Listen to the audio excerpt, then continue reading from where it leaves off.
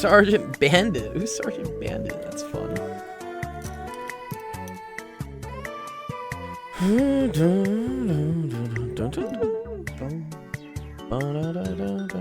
We have Sammy up. Sammy Core up. Oh, Mystic Griff, see, you're here, dude. What do you mean? It's too late New Zealand time? You're here, dog. You made it.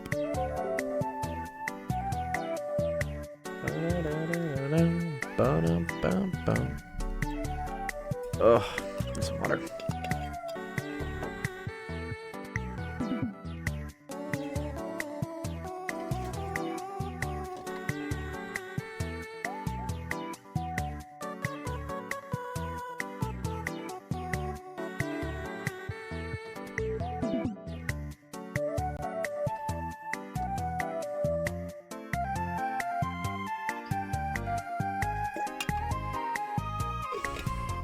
What's up, Obama? What's good, dude? Sensation, dude. What's up, Sensation? What's up, Obama? What's up? I got a quiz tomorrow, but I think that's just light work. Light work, dude.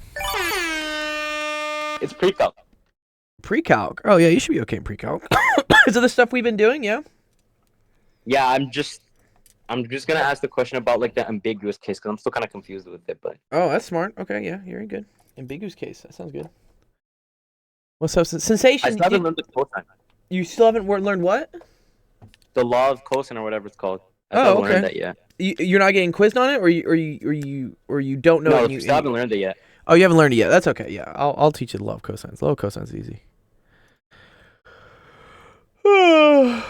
Everything is so. Yeah, no, get fucked. Yeah, no, get fucked. Yo, Sensation. What does the word naff mean when something's naff? Shoddy. Shoddy, right? Yeah. Apparently naff comes from something, I think Queen Anne or something. It's like not able to be fucked is what it stands for. But it's funny because my mother used to use this word when we were kids. She'd be like, oh, it's naff. It's like naff. Naff origin. What's up, Mystic? Yeah, everything is so shiny. Oh, no apparent function. Okay, never mind. If someone tells you to naff off, they're telling you to go away. Yeah. Yeah. Like, or that's naffed, like it's broken. I guess we say foobar. We say like fucked up beyond all repair. Yeah, that's all what. recognition. Yeah, all recognition, all repair. Yeah, that's what foobar is. Yeah. It's also a big thing in programming, foobar. Is it? Oh, I didn't know that. It's that you know in how mathematics use x, y, and z. Sure. Oh well, foo is foo. F-O. Use FOO for sure. Wait, but what are the other ones? Foo, bar, bars, and quocks. I didn't know that. I know foo, like foo 1, foo 2, foo 3, right? So foo, bar, bars, and quocks is basically x, y, z, and foo, bar, bars, and quocks. Dude, what the hell? Why quocks? I don't know. There's various. I know foo and bar. I knew those, but I didn't know like the quocks one, dude. What the hell? Yeah, this is a fun thing in programming, but why, dude? Why quocks? Why quocks, dude? What? That's dope. Quocks seems so weird. That's cool. Programming stuff. Yeah. Strange sidebar. No one can actually agree whether foobar is fucked up beyond all recognition or the German Fruchtbar. Fruchtbar. Of course the Germans would do broken. it. Oh, like literally that German means broken. Fruchtbar? Yeah. That's too funny. What's the German word for broken? German word for broken. This says gebrochen. But okay, maybe there's another one. Zerbrochen. Oh, kaputt. I didn't know kaputt was one. Yeah. Wow, dude, there's so many words in German. German's such a cool language. Yeah, a lot of words here. Hin, zerkluftet. Luch. Fitch. That's quite close, isn't it? Yeah. Fitchbar. Nah. Meh. That's all fun. Okay. Nice. Yeah, we can do German lessons at some point too. That would be fun. Okay, let's see. Do we have we got a lot of questions today. Okay, let me go through the questions. All right, let's do it. All right. Welcome everyone to Office Hours. My name is Dr. Gold, Zach Education, the stream that helps you with math homework, science homework, Nice. all types of fun stuff. Sensation, dude. I saw when you wanted to. You bought the change the ticker thing, dude. I was like, God damn it, Sensation. Wait, what happened? When did I It was, do it was that? like 20 days ago. You bought the thing for change the ticker, but you wanted to change it. Do you remember what you wanted to Not change the it Jews to? or something. Yeah, it was, dude. I was like, no, dude. Don't get me canceled, man. It's the joke. I know. Because you said it was the Jews and everyone else, and I was like, yes, okay. There's a joke there at least. Okay, that's fine. What's up, Equity? How's my day? It was okay. I don't know. I've been kind of weird the last couple days. Just figuring things out. There was an eclipse today, actually. It was cool. Yeah, it was a big solar eclipse in the U.S. I don't know if anyone's... It's all over the news, man. Guarantee. Yeah, here we go. All over the news about the eclipse. And meanwhile... Yeah, Biden's loans and I don't know. But yeah, Texas had a lot of like eclipse stuff going on. It was cool. I had a couple friends out at a festival that got canceled hours before the eclipse, apparently because there's like bad weather coming in. But yeah, the eclipse happened. It was pretty cool apparently. I don't know, I've never experienced one of these. I've never experienced a total eclipse. But apparently the whole sky goes dark. Yeah, that had the full I've one. experienced 3. You've experienced them? Have you, Sensation? I think I've experienced 3 in my entire life. Yeah. How would you describe them? Like, are they cool? Like, did I like don't know, everyone? it's All my like- hippie friends are like, it was the most beautiful thing. I was crying and my life changed. And I'm like, okay, dog. Yeah, because you're all on acid. You're all on fucking acid. Yeah, probably. Oh man, dude, what? I don't know, it's light, it goes dark. It's kind of, but like not properly dark. It's kind of like a twilight, and then Okay. the sun comes back. I don't know what to tell you. Just Okay. I don't know. Like, did you have any profound things from it? Yeah, there was definitely great. not a full one in LA. Yeah, it was like, dude, I went outside, nothing fucking changed. I was like, because we only had like 50%. Like, nothing changed. But my sisters in Houston, who are kind of close, they saw it get really, really dark, and then my sister in Burlington was like right under it. Yeah. Anyways, but did you have anything profound from it, Sensation, when you saw it the 3 times? I think I was very young each time, so I don't really remember that. You know well. what I'm saying? You've never eclipsed a total eclipse of the heart? What the hell's a total eclipse of the heart? What? It's a 1980 song by Oh shit. man. Total You get- Eclipse of the Heart. Oh, dude, what, dude? Dude, what is this? Dude? Yeah, I've What? forgotten. What the hell? Bonnie Tyler. There you go. Sorry, I gotta wait 10 seconds. Someone buy me YouTube Premium so I don't have to like watch these ads. I'll block it. I know I could run ad block. Whatever. It's just I don't care. All right, here we go. Let's see. Total Eclipse of the Heart. How's the song go? I might be the wrong age for these jokes. It's okay. Oh, I know this song. Yeah. Wait, this is the meme that they're all running on TikTok, where like it's the kids singing it, but they're like they're singing it like really badly. Yeah, I might get copyrighted. It's okay. Whatever. Yeah, I'm a nonprofit. Be nice to me.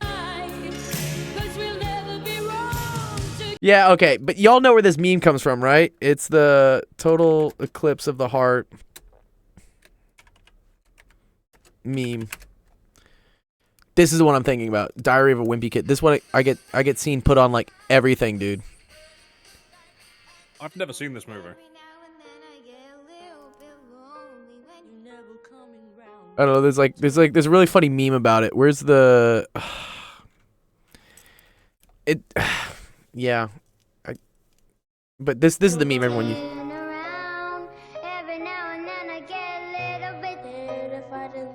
So I don't know if this was the song.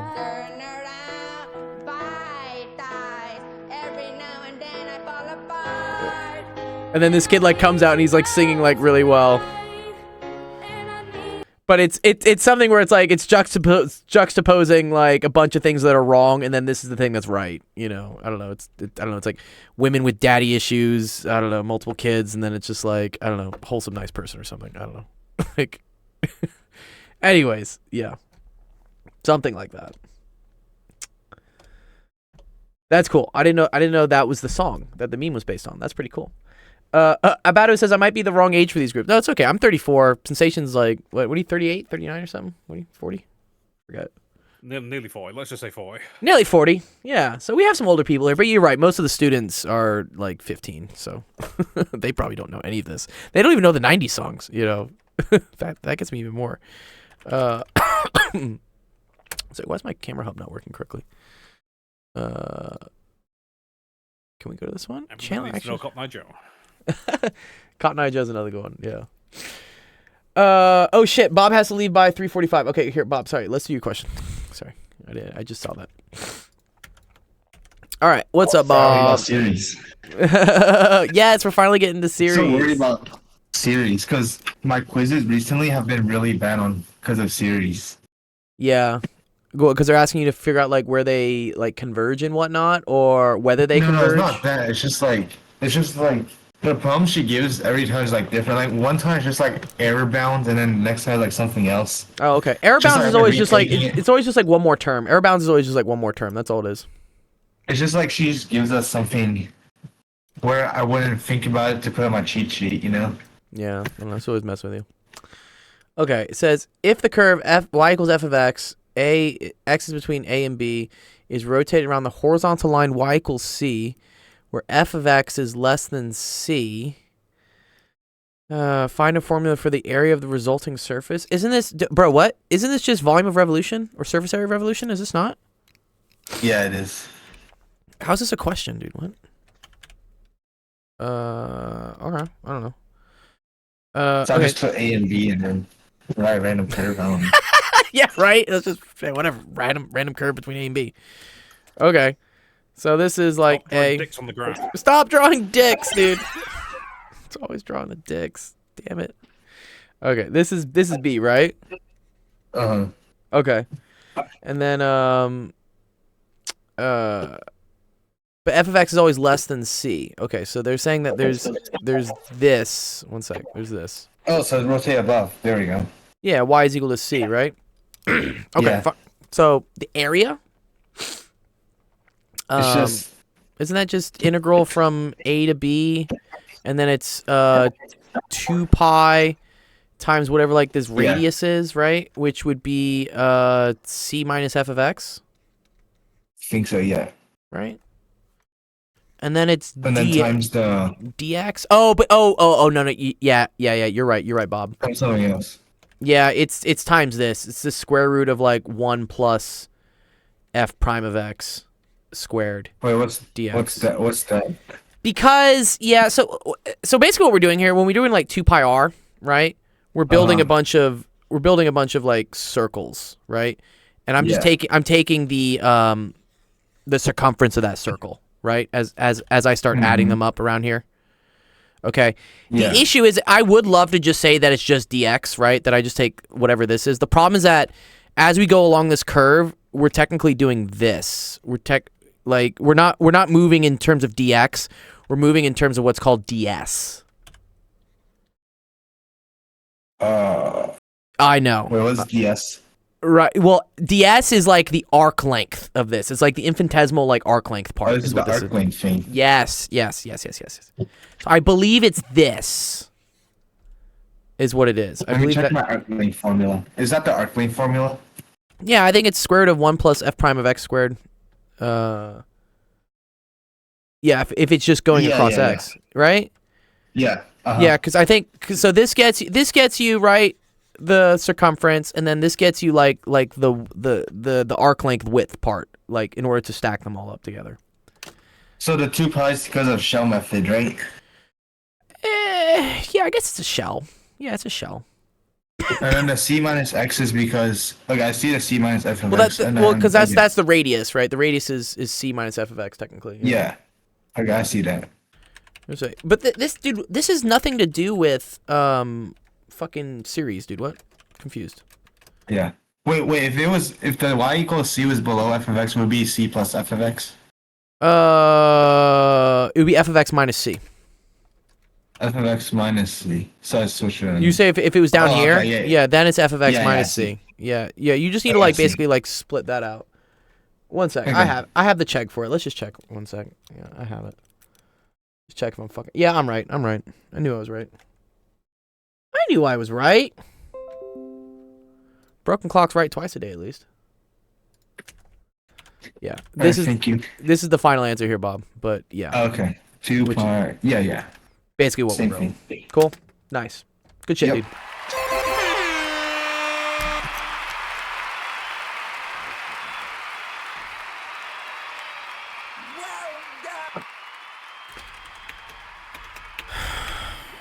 Point to Bob. Do you need me to write that out, or you have it? I'm sure you do you need the PDF of that? Or I can download Yeah. it Can you for give me PDF? Yeah, I'll give it to you. I'll give it to you. So, you got to go to class at what in like 20 minutes? Pretty soon here. Yeah. What class are you going to? Just curious. It's a GE for lab. Oh, nice. Okay, yeah, general education stuff. That's easy. I hate E. GE. Yeah, I know, and this is why taking AP exams was nice because it would have gotten you out of a couple of the GEs, but then you still have to take some of them. You know. So many of them. All of them look so hard. Yeah, so what I did for my GE classes is I did like an ethnomusicology class, which was really fun. So I learned about like the music of different parts of the world.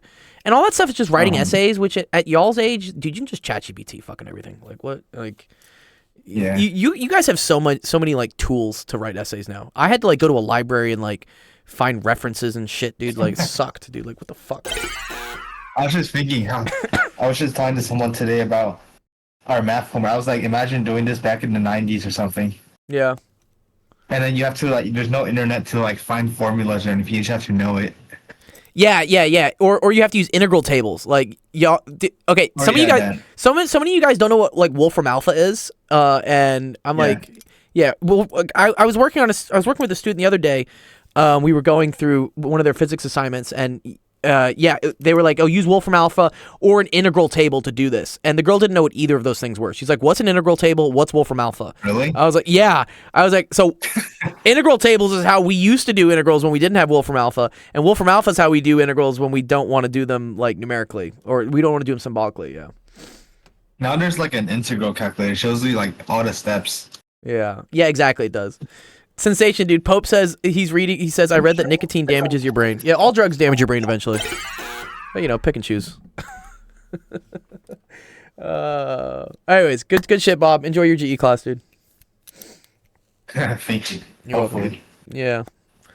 Pope says, "Do you ever think about how if all the information for x squared is encoded in the derivative of x to the third, an entire line is encoded in another line? So there's multiple sets of information in just a line. Do you ever think about how much information is encoded in a human?" Well, there's a ton of information encoded in a human. Like, what? Like, DNA is like gazillions and billions of, what is it called? Like, what are those things called? Codons? I think they're called codons. Sensation, dude. I love all the GIFs you have around your thing that, like, conveniently get cropped off by me putting it in your video.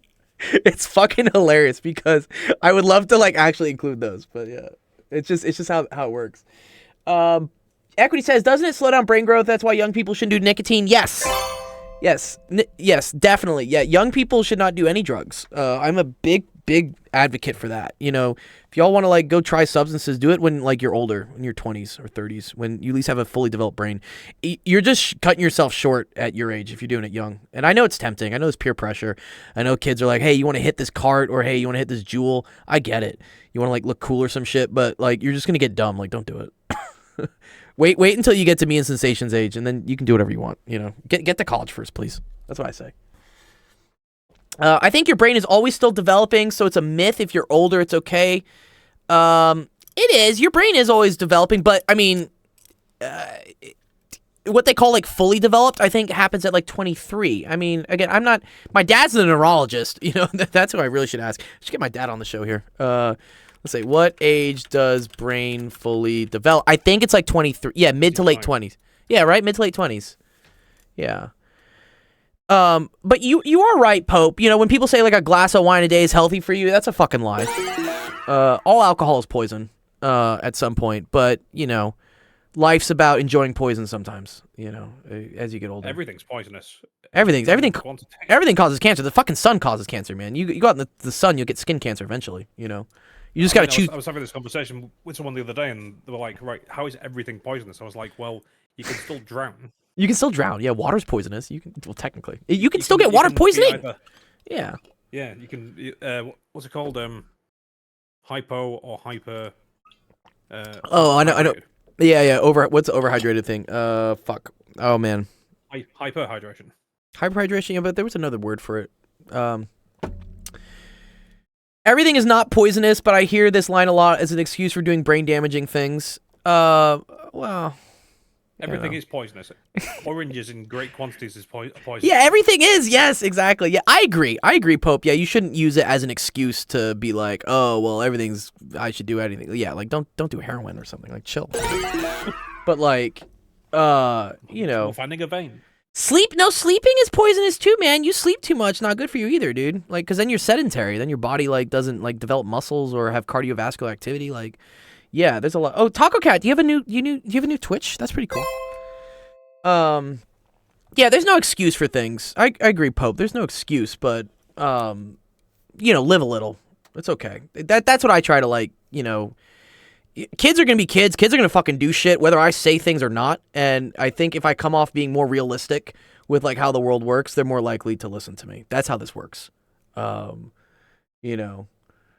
Yeah, exactly. If you cut open your head and do it, yeah, for sure. I changed my Twitch because I was bored. Okay, that's cool. What else was someone saying? What was this? Equity said, "Oh, did I have a party for my birthday? I did actually. I had a little party. I mean, I had a big party in Houston for the show I played the week before.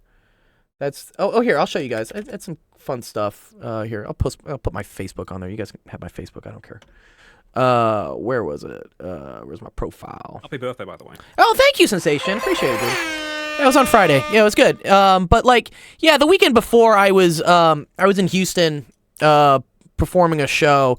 This was me practicing DJing and stuff. It was pretty fun. But yeah, where was it? We got pictures of me somewhere. This is me. Yeah. So this was my real birthday party. Was doing this. But then this last weekend, I also went out with some friends. Did I post it on my stories? I don't know. Did I? There we go. Yes, Korean barbecue and drinking some beer. So yeah, poison. But it's okay. And yeah, I went out with some friends. It was fun. Met some other friends. These are my friends in LA. I've known since like 2011. Really, really good friends of mine. But yeah, that's what I did for my birthday. Well, I was chill this weekend. What about non-alcoholic beer? Yeah, I've done that before. I mean, I've done like dry weeks, dry months before, and yeah, non-alcoholic beer definitely helps what I would call is the oral fixation of, when you go out somewhere, you feel weird if you don't have something in your hands. Like it's just what it is. It's a natural human behavior that we have. We go out and we're programmed to just do that because that's what we've been doing for thousands of years. But yeah, and they taste okay, but yeah. There's a reason why people drink.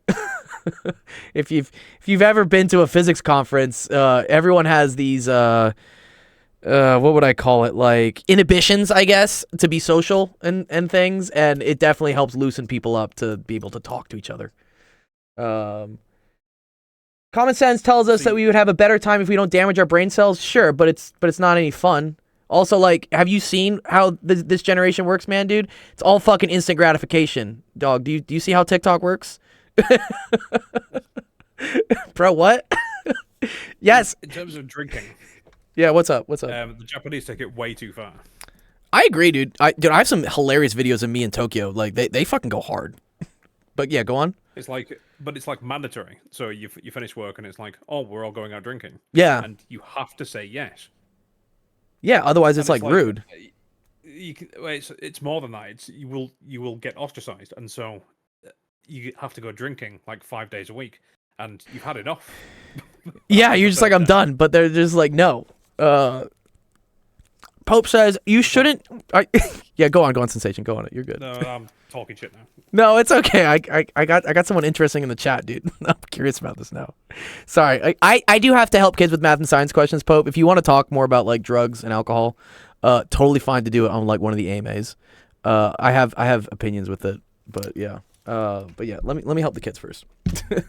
If you stick around and I have more free time, I will totally discuss with you these things. How old are you, Pope? By the way, give me some reference on how much life you've experienced. 33. Cool. All right, we're the same age. Cool. Nice. Well, I'm 34. I turned 34 like last week. I want to go to Tokyo. 3 more weeks. Yes, 3 more weeks till tourney ends. Yeah. All right. Let's see. Who we got? Who's our next question? Taco, you want to go next? My advice to anyone going to Tokyo or Japan in general: learn the language before you go. Bro, well, yeah. These days, nobody speaks English. no one does. Yeah, no one speaks English in Tokyo. Yeah, it is very interesting there. Luckily, I went in the days of I had cell reception and Google Translate, and I just like ran around just trying to find expats. I'm just like, can I find someone here who speaks English, and can you take me around? It worked out pretty well. Okay. Sodium-25 was used in an experiment, but it took 3 minutes to get the sodium from the reactor to the laboratory. If 5 milligrams of sodium was removed from the reactor, how many milligrams of sodium-25 were placed in the reaction vessel 3 minutes later if the half-life of sodium is 60 seconds? Oh, this is cool. What is sodium usually? Like, what is Na, what, is that 24? Sodium, oh, fuck, no, don't full screen me. Sodium element. Sodium's usually 23, I bet. Yeah, sodium's usually mass 23. Okay, so 25 is 2 extra neutrons. Pretty cool. All right, sodium's radioactive. So interesting thing here, Taco, whenever they start giving you, like, units for things, you see how I say, like, 3 minutes, but 60 seconds? You want everything to be in the same units. So, in this case, I want to put the half-life in terms of minutes. And 60 seconds is just... Well, here, they do it in seconds. Why are they doing it in seconds? No, do it in minutes. That's what I would do. Seconds is the standard SI unit, though, isn't it? It is. It is the standard SI unit. But in this case, we're just asking for how many milligrams. And as long as all the time units are the same, it's okay. As long as we're not doing anything crazy. Yeah, I made a similar mistake in one of my exam questions, actually. Yeah, you got. Yeah, again, it's also the same thing. If you're doing something like, for instance, with molarity, if you have like, moles times volume, we say it's like M1 V1 is equal to M2 V2. The standard unit for volume is in liters, but you can use milliliters here as long as you use milliliters here because the units end up like canceling out, which is nice. So. As long as the equation, it's the other reason why a lot of times in chemistry you're supposed to use Kelvin for everything, right? But you can use centigrade if you're just using the change in temperature, because as long as you're not like worrying about what the absolute fix is, it's totally okay. Okay, but yeah, minutes. All right, cool. So we're gonna say half-life, or I'm gonna say like T1/2 is equal to like 1 minute. Okay, great. All right, awesome. It took 3 minutes to get the sodium. They just keep saying 3 was from how many place. Okay. So, do you remember the equation for half-life, Taco? Do you remember the equation? Good thing to remember. Nope. Okay, fine. I think we. Well, come on, guys. It's not that bad. It's over here somewhere. But this is the standard equation. And it should intuitively make sense to you guys because it has to do with just like how many 1/2s are hitting it. Okay. So this is the standard equation that we use. All right, which says that the amount there is of something is equal to the initial amount times 1/2 to the t over t1/2. Okay. So this is basically t is like the amount of time that elapses. T1/2 is a single half-life. So this T over T1/2, just intuitively, what this is saying, like, how many half-lives are happening, right? So if this is 6, and let's say the half-life is 2 minutes, do you see how that tells you that there are 3 half-lives happening? Which means that it's going to be multiplied by a half 3 different times. It's going to get multiplied by a half once, and then half again, and then half a third time. That's why, like, again, memorizing equations and stuff is all cool and shit, but, like, if you can understand where the equation is coming from, then you can almost intuitively just derive it later, which I think is way more important than just memorizing things. It's a lot more useful for you to understand, like, why does the math work the way that it does? So, all right, we want to know how much is there, right? So that's N when there's an initial amount. So that the initial amount here we say is going to be 5 milligrams, okay? And then it's 1/2 to the T over T 1/2. Okay, so T is the amount of time that elapses, and T is the amount of time in a single half-life. So Taco, how much time elapses? This dude's taking something from a reactor to the laboratory.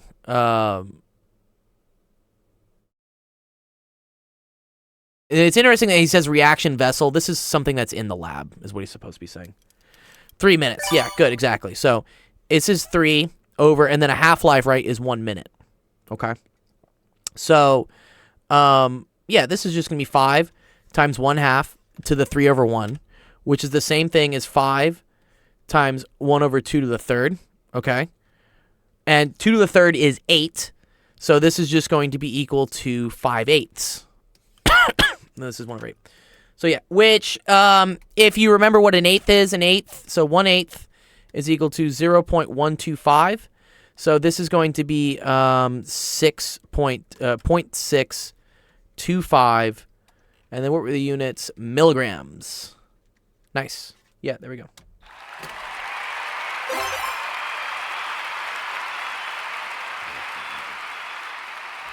Sorry, what's up, Pope? Why are there 3 1/2s and not 2? Sorry, what are we saying here? Why is there 3 1/2s? I only see 2. Well, it says 3 minutes, right? So this is the amount of. Oh, you said multiply by 1/2 3 times. Yeah, what was it? Well, in this case, it was 6 over 2, right? So this would be to the 3rd power. So when something's to the 3rd power, Pope, right? That means it's N0, and then it's 1/2 times 1/2 times 1/2. That's what the 3rd power means. Got it? Yeah, cool. Nice. Yeah, you're good.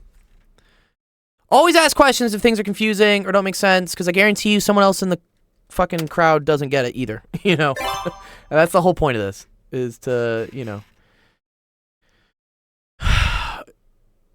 What is someone? Sorry, someone was asking in the chat. What's up? Blah blah blah blah. Did any DJ at your party? Someone did. One of my friends did DJ. Also, Gold. When do you process Bitcoin? Bondcoin redemptions. I do them on Sunday. Yeah, I do them on Sunday. Gift cards. Oh yeah, I do that whenever. Yeah, cool. Yeah, just DM me what you want. And just make sure you ask a question this week. So put something in the chat and you'll get it.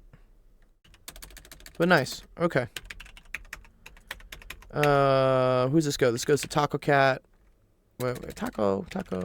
Yeah, good. Taco Cat. Give you 2,000.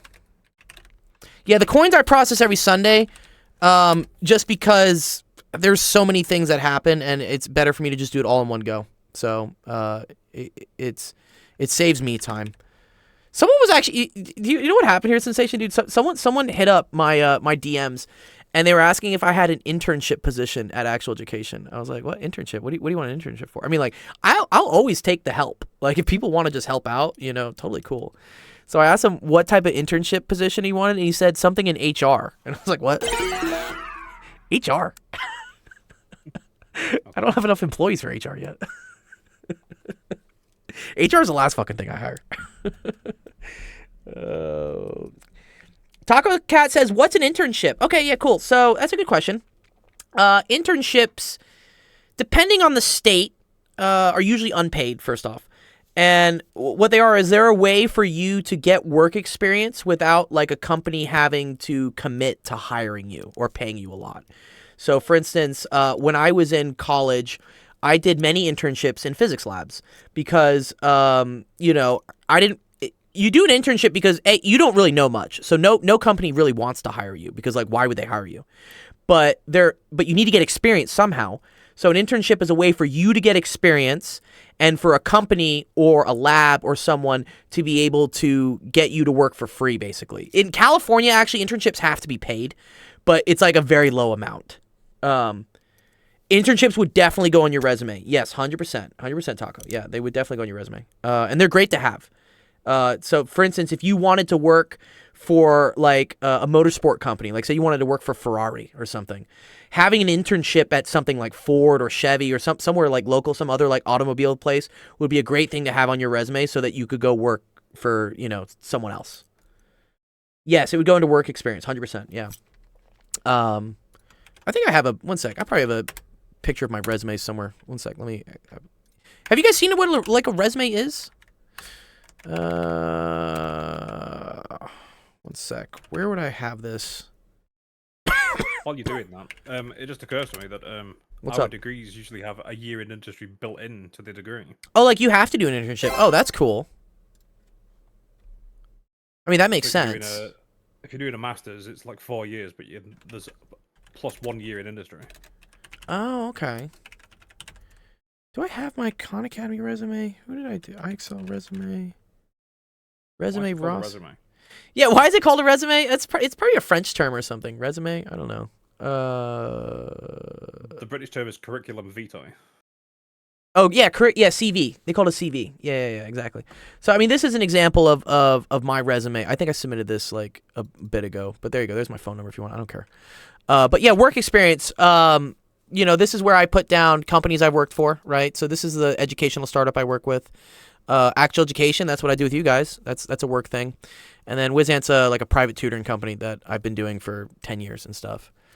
And then yeah, you put like your education, where I got my PhD, where I got this degree, whatever. And then another thing they like doing is having all the skills. So I put down like, things I'm good at, programming languages, graphic design, marketing, and I speak some languages. So. Oh, interesting. So yeah, Pope says resume is derived from the French word Yeah, it has the 2 accents on it, right? Yeah. Which means summary. Oh, cool. I didn't know that. Like resume. Which curriculum vitae means something similar. Yeah. Yeah. Well, that's the Latin one, right? Curriculum vitae or something. Yeah, CV. The course of one's life. The course of one's life. I like that. Yeah, resumes are cool. These days, yeah, companies still require them, but I think it's kind of a dying thing, honestly. Really, what I like to do is you basically just use like LinkedIn is what you do. So this is my LinkedIn, for instance. LinkedIn is like Facebook for like business people. But do you have one of these, Sensation? Do you have a LinkedIn? What would I put on it? I don't know. I mean, you went to school or the stuff you can't tell us about what you did in the SAS, I wasn't in the SAS. But it's like a digital form of a resume, and you put things on it, and it's cool. And I don't know, people circle jerk each other with it or something. They're like, "Oh, I recommend this person for skills." But yeah, it's a necessary thing for job finding. They like seeing They'll ask for your LinkedIn profile. Like I've had places I apply, they say like, "Hey, what's your LinkedIn?" And they'll go check it, because you can't really lie on it, or you're not supposed to. People will call you out if you do. Another Japan story. What's up? You have to physically write your resume on paper. You have to physically write it out. But you have to physically handwrite your resume? Oh, wow. You Oh, that's can't pretty cool. type them. And you Ew. can't fax it, and you can't copy it. Dude, the Japanese are so weird sometimes, but I love it, man. Yep. Oh, they still have fax machines in every office building. It's Fax really machines. quite fascinating. That's a classic, dude. That's a classic. Mystic Rift, are you here in the chat, Mystic? What's up? I'll do Mystic's question. He said he was in New Zealand or something. Where's Mystic? Mystic. I don't even know what time they're Misty. Here, I tagged you, dude. Equity says, shouldn't you put soft skills on resumes, or is that just for younger people? What are soft skills? What are soft skills? Sorry, what? What's a soft skill Sensation? After school curriculum. After school curriculum? Yeah, like what's a soft skill? I don't know. What's my half? Good at chess. Good at chess. Very good at chess. Math is fun, but sometimes way too confusing. That's okay. That's why we're here. We're here to make it fun. We're here to demystify it. Is your name Misty? Yeah, mystified. Yeah, that's cool. Do you want to do your question? Wait, is Mystic? Is this you? Are you Mystic? Gold, can I play chess against you? Yeah, if I have time. Sorry, what was up, Sensation? What'd you say, dog? I said Kiwi's in the chat. Kiwi's in the chat. Okay. You tell me, Misty, is this you? I assume this is you. This is your question? Math is a good way to exercise logic circuits, like jumping on a treadmill. I 100% Pope, yeah. Yes, so to our previous discussion of how like drugs like kill your brain, I think doing stuff like this helps your brain. So sometimes I'm like trying to do like a net neutral. But yes, I agree. Like learning new skills, teaching things, all these things are great. Even as you get older. This is why I never wanted to ever stop learning, and I love that like I can do this and keep teaching students because I keep learning and I keep it. It's like fresh. It's like going to the gym for your brain. I really do like it. Yeah, it's great. Lifelong learners. That's what we want to know. That's what we want to know. Okay. Fascinatingly, you and I are opposing functions. Are we? What do you mean opposing functions, dude? What are opposing functions? You always want to learn, and I never did, but now I need to. Yes. Yeah. Okay. You're still learning. It's still all good stuff. Yeah. My dad does this I'm too. being the opposing function. My dad's always like learning like how to play the bagpipes or something, dude. It's like, yeah. I can do that. Yo, can you play the pipes? I can. Oh, nice. I was world class apparently at one point before I broke my hands. Do you know anything about the year 1000? If not, don't you feel like you should? Wasn't the year 1000 like the Dark Ages, dog? Like, isn't that like we don't talk about that time or something? Is that when we were like burning people or something? I don't know. Equity says, soft skills are personal attributes that relate to how well you can work. Okay, so this, yeah, okay. Yeah, these are good things to put in. And you'll notice I did put this in my resume. I did put that, like, for instance, I have very good communication skills, obviously, because I stream so much. And things such as, attention to detail. That's another, like, cool skill to have. And I think pragmatic. I'm very pragmatic. Like, I'm not a perfectionist. As long as things work and like the details are good enough, like then yes, we'll get things done. Why did you message me in the chat? By the way, my computer is broken. That's why. Oh, I didn't know. Was this your question? That's all I'm asking, Misty. Because someone with a similar name to you submitted this question in the Well, I gotta type it. He can't hear my text. Oh. All good. Was this your question? Submitted in the Discord. Someone with a similar username. Yes. Okay, cool. All right. I think they thought Jesus would come back in the year 2000. Also, it was around the time a lot of the world was doing badly, but they started turning it around and had some saints coming around in monasteries, and famous ones was built by a duke who gave the land to try to make up for murdering. Sorry, there's a lot going on here. Sorry, I gotta read all this. You also had feudal system with peasants and knights and dukes. Yeah, it was a very interesting point in time in history. The year 1000. Yeah, we don't really learn about it much in school, though. Yeah, we don't really. Well, it was called the Dark Ages for a reason. It's the Dark Ages. We just want to forget it. We're just like, I don't want nobody that. Could write. Nobody could write? Yeah, I guess not. Dude, why is my... I wish my prompter chat thing wasn't working. Okay, whatever. Jose said, currently trying to find an internship or research experience. Okay. How old are you, Jose? How old are you? Yeah, here's a good question. How old are you? Because that'll tell me where you should start looking. Bro, did you ice is cold? Did you know ice is cold? Is that what you mean to say me? It's hard to fire the dukes unless they didn't show up for the king, which was part of their job. Their knights would have to show up to fight for the dukes. And peasants can be evicted as long as peasants couldn't be evicted as long as they paid their taxes. Yeah, the feudal system is an interesting kind of like, I guess almost like wage slavery type thing. I'd say not in the year 1000. The year 1000, England didn't exist. Right? It was still a bunch of like, what do they call them? The Kingdoms and stuff, yeah.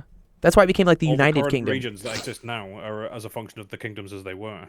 Yeah. It's like Josue's typing. Yorkshire, and it was the kingdom of, Kingdom of York. Yorkshire, presumably. Josue says he's 20. Great. 20, great age. I'm just asking because like you have to be over 18 to do a lot of these internships, just because legally you have to be an adult in order to like sign the paperwork. So yeah, 20, great age to try to get an internship. What do you want to get an internship in? So are you in college, Josue, too? Are you in college? Because I'll here. There's what's called. Oh, perfect. You're okay. Okay, here I'm gonna show you. Research experience. These are called REUs. This is founded by the NSF, the National Science Foundation. Okay, this is what I did to get into physics research. Is you want to apply for different REUs, which are hosted at different colleges and things.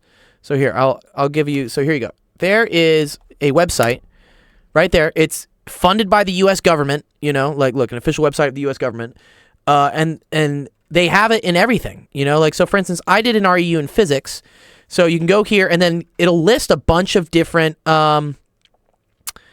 universities that are doing it, and then it has contact information here. So what you want to do is, you know, try to email these people and say, hey, is there an application for this? I mean, if I click on this one, for instance, let's just see what happens. Cool. Yeah, here we go. Do you see here how it says summer program instructions how to apply? So you can just click on this and you can apply for these things. And a lot of these things are paid. So for instance, when I did my REU, I did mine at Princeton, and it then sent me to Los Alamos. I think they gave me like $5,000 for the summer, maybe $10,000. They gave me money, and so that was used to, you know, pay for my housing and my food. But I also bought a motorcycle with it because I was like, I gotta have some fun. Talk about things that will kill you eventually. But yeah, material science and engineering. Then yeah, I would totally look into these. I would look into these. Like, do you see here we have materials research? Here we go. Here's a bunch of universities that are all doing things over the summer that you can apply for that are paid, and these look great on a resume, Josue. Like these look absolutely great if you're trying to get into more things. And so I would just look at like which ones are maybe close to you, or you're like, again, I don't know if I'd want to be in Illinois, but you know Princeton's cool. I did one at Princeton. Princeton was fun. Like maybe you're cool South Dakota. You just check out the locations, and you can also click on you can see the topics. So here, for instance, Carnegie Mellon is doing something with future computing. This is like quantum stuff, and they're looking at the crystalline state of semiconductors and how they're manufactured. And look, you get field trips to local companies as tutorials. This is super dope. Like, and this is all free. It's all paid for by the government. And I think a lot of these even give you a stipend. So yeah, Josue, I would check these out, man, and just apply to them. Another thing is like talk to your you're gonna need letters of recommendation. So it is important to make good relationships with the professors at your university. I was very fortunate in that I did very well in one of my modern physics laboratories. That the professor just fucking loved me, and basically when I went into his office saying, "Hey man, I'd like to do some research," he's like, "Pick any of them. I'll write a letter for you. They'll accept you." And so some professors have a lot of like sway. They have a lot of influence. And so if you can get on their good side by, you know, doing well in the class, going to their office hours, you know, staying involved, then they're more likely to write you a letter that you can then use as a ticket basically to go to any one of these things. And then your career just goes off. It's awesome. So it's all these little things you got to do. Yeah, first time hearing about this, it's okay, man. Yeah, again, please ask me. Like, I've been through this whole thing. Oh, good to see you, G-Mane. Gold says, how websites use .com, .net, .org, .gov. When you create a website, does it let you use, well, you can use .whatever, as long as it's not one of the restricted ones. So yeah, .gov, you have to be a government organization. I don't know, .edu, I think you have to be what is it called? A licensed education thing. What are they? What's the name for that, dude? Like when things like are allowed to be. I forget what it's called. There's some name for it when like you're allowed to like give out education. American education. Yeah, but it's called something. It's like licensed, but there's a fancy word for it. Echo says, "Are you good at polynomials?" Yeah, I'm great at polynomials. Yeah. Let's do some. You're right. In short, .org, .gov. Yeah, .org.gov. Yeah. .edu, .ac. They're restricted. Do they have like .gold? But .gold was like $200. I couldn't buy it. So expensive. It was so expensive. Okay. Yeah, give it a try, man. Yeah, and Josue, let me know if you need any advice for how to apply to these things. Please hit me up, dude. I've done them. Yeah. Cool. All right. Let's do Mystics questions real quick. So Tara puts $400 into an account for use for school expenses. The account earns 3% interest, compounded annually. How much will there be in the balance in 10 years? This is a good question, similar to what Taco was asking. So this is compound interest. Office hours. I'll be open till probably another 2 hours, 2.5 hours. Yeah, I'll stream for another 2 hours at least, maybe 2.5. Okay, so this is a cool formula. So this is kind of like the Half-Life thing, but it's like going in the opposite direction. So this is P 1 plus R over N over to the NT, okay? So in this case, N is going to be equal to 10. So N is always like, sorry. N is the amount of times it's compounded, right? Sorry, here we go. N is the number of times per year that interest is compounded. So if it's compounded annually, okay, that means that N is equal to 1. T is the time in years. Do you see how we see after 10 years? That means T is equal to 10, okay? And then R is the interest rate expressed as a decimal. So that's 3% as a decimal. So in that case, R is going to be 0.03. If you ever want to express percentages as decimals, okay, all you do is like take this and move it over twice. Cool? Nice. Okay. Yes, you do. You 100% do Mystic. You do. Yeah. Let me go through the question. Yes. Okay. Maybe another 3. That's a 4-hour stream. We hit our what was it? We hit the max, dude. When did we hit it? I think we hit it on it was a stream before I went to Houston. It was like 3 hours and 45 minutes. That was the max we've done. Okay, and then the principal, that's the 400 we start with. So that's 400. This is 1 plus R is going to be 0.03 over 1 to the 1 times 10. Okay, what's up, Falcon? Falcon in the house. Yeah, this is a similar question. So, okay, cool. So this is nice because this is just 400 times 1.03 to the 10th. And again, I want you guys to know intuitively what's happening here, right? What's happening is, let's say at year 0, let's say the first year you have your stuff, right? You're going to have $400, okay? And then what's going to happen, right, on year 1 is that we're going to add another 3% of that, okay? So I'm going to do 3% of 400 plus my original 400, okay? And the way to do 3% of 400, right, is to do 0.03 times 400. And then you see how this is plus 400? Right? This is like the amount of money I have, right? Year 0, I have 400. And then the next year, I have 3% of that 400 plus my original 400, okay? Now look what happens in year 2. Year 2, I have 3% of whatever this amount was, okay? So that's 3% of all that, because it's 3% of my total from the year before, right? And then it's plus my amount from the year before. If we look at this as like a math thing, watch what happens here. So 3% of all this stuff, that's 0.03 times 0.03 times 400 plus 400 plus the 0.03 times 400 plus 400. I'm going to show you, there is a pattern to this, okay? So first of all, 0.03 of 400 plus 400, we can rewrite this whole thing, as 400 times 0.03 plus 1. Do you see how, like, I have a 400 in both things? I can factor that out. And then it's 400 times 0.03 plus 400 times just 1, okay? So look what this is. This 400 times 0.03 plus 1, that's just 400 times 1.03.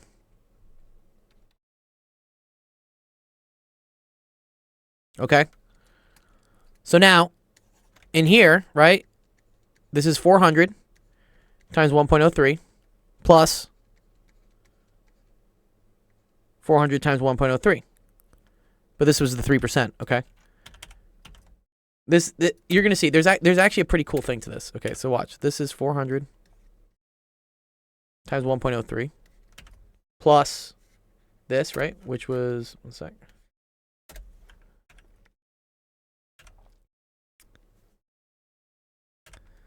$400 times 1.03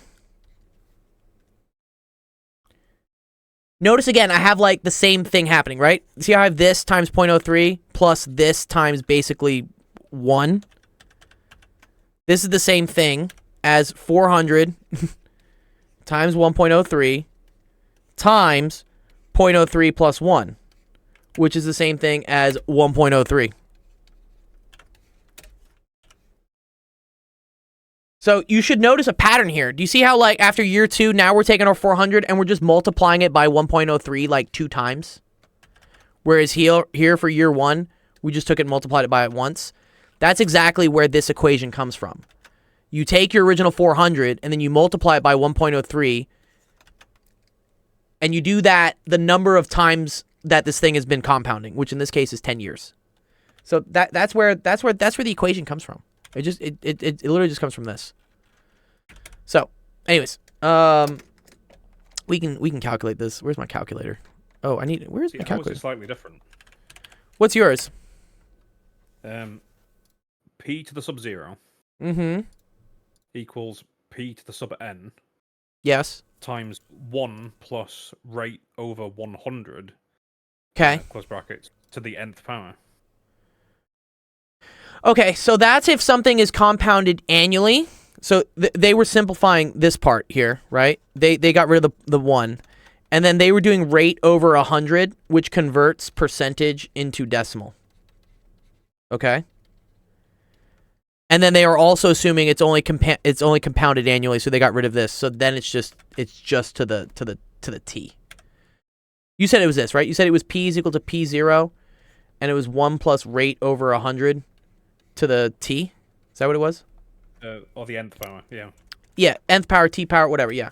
So, yeah, all they did is they assumed that this n, which is the number of times it's compounded, is equal to 1. If you assume this is equal to 1, and then you kind of like bake in the step of converting the rate into a percentage as r divided by 100, then you get this equation. It's the same thing. Do you see why it's the same, though, Sensation? Okay, cool. Yeah. That's important. Okay, so, yeah, if we pull up the calculator, we just have 400 times 1.03 all to the 10th. Cool. So that's 537.57. So yeah, at the end of the day, you would have $537.57. Congrats. You waited 10 years to make $130. Uh-oh.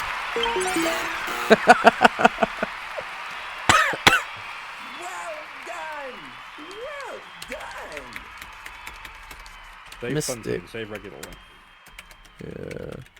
I need to save more, dude. I'm like up to my head and just like trying to figure out my finances. It sucks. And my taxes are due like next week. Play dice. Yeah, there we go. Let's play dice. Snake eyes. Snake eyes. I actually do like dice. Dice is a fun game. What if it was 3% annually but compounded monthly, daily, continuously? That's not the thing, though, really. Well, no, he's right. I mean, the equation changes, right? So the n changes. I don't think the r changes those, Jeff, right? Does the r stays the same? Because that's always the annual rate. Is that the APR we talk about? I think so, right? Sounds right. Sounds right. Sounds right. Could be wrong.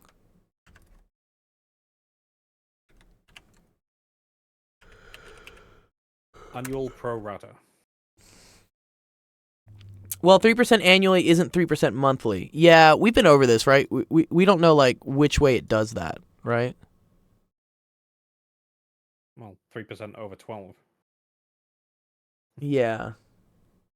I think that's why I think that rate is always the annual rate is what it is. And then n is the number of times it's compounded. Okay, good. It is 3 over 12% monthly. Yes, exactly. Yes, and then I think the n just changes. I think that's what happens. Yeah. One sec. I want to do something real quick. Yeah, because I mean, either way, you just end up with the same R anyway. Yeah. Yeah, that's what the dividing is for it. Yeah. Where's my chat? I want to pop this out. One sec. Can I pop this out? There we go. Yes. Okay, cool. Nice. Can I get rid of my charity thing, please? That's why you need to be careful with unstable economies, because that rate can change per month. Yeah, yeah, especially if it's a variable thing. Yeah, it'll mess some stuff up for sure. Yes, cool. All right, nice. Okay, cool. I got my chat to manually work. All right, let's see. What else we got in the chat? Falcon's here. Cool. Echo's here. Yeah, nice. Cool. Sweet. Awesome. Good. What's the next question we got? Equity. Equity's got a question. Equity, you want to do your question now?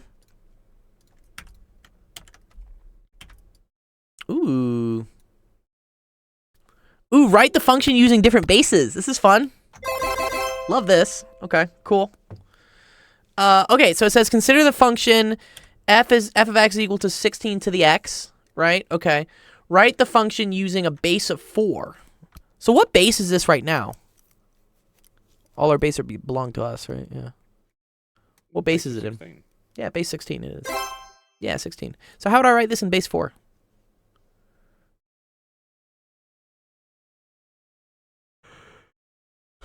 So I want 16 to the x to equal 4 to the, like, something. Yeah, good. Yeah.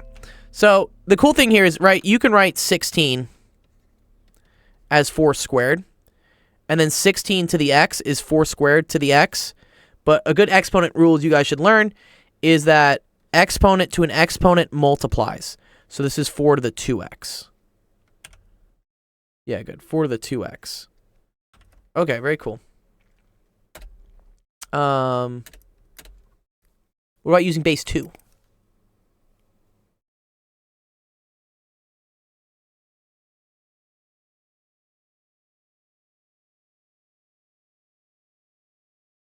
It's a little bit weirder, right? Yeah.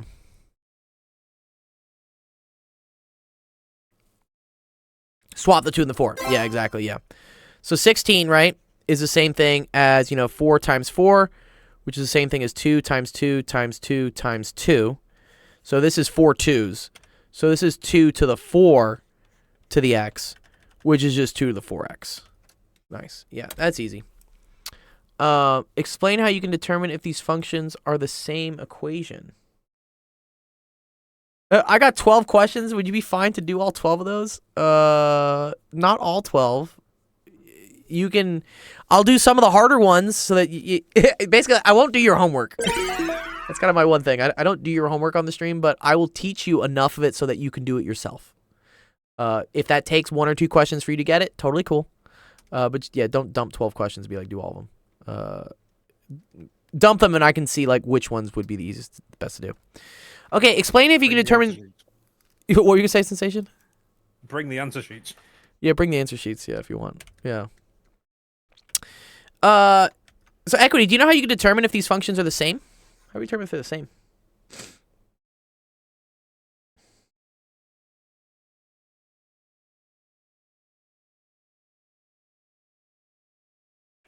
Kind of a cool thing. Like, how do I determine, like, something is equal to something, right? Let's say, for instance, like, I knew that A was equal to B. You see, I could just divide by B on both sides. What would this B over B become?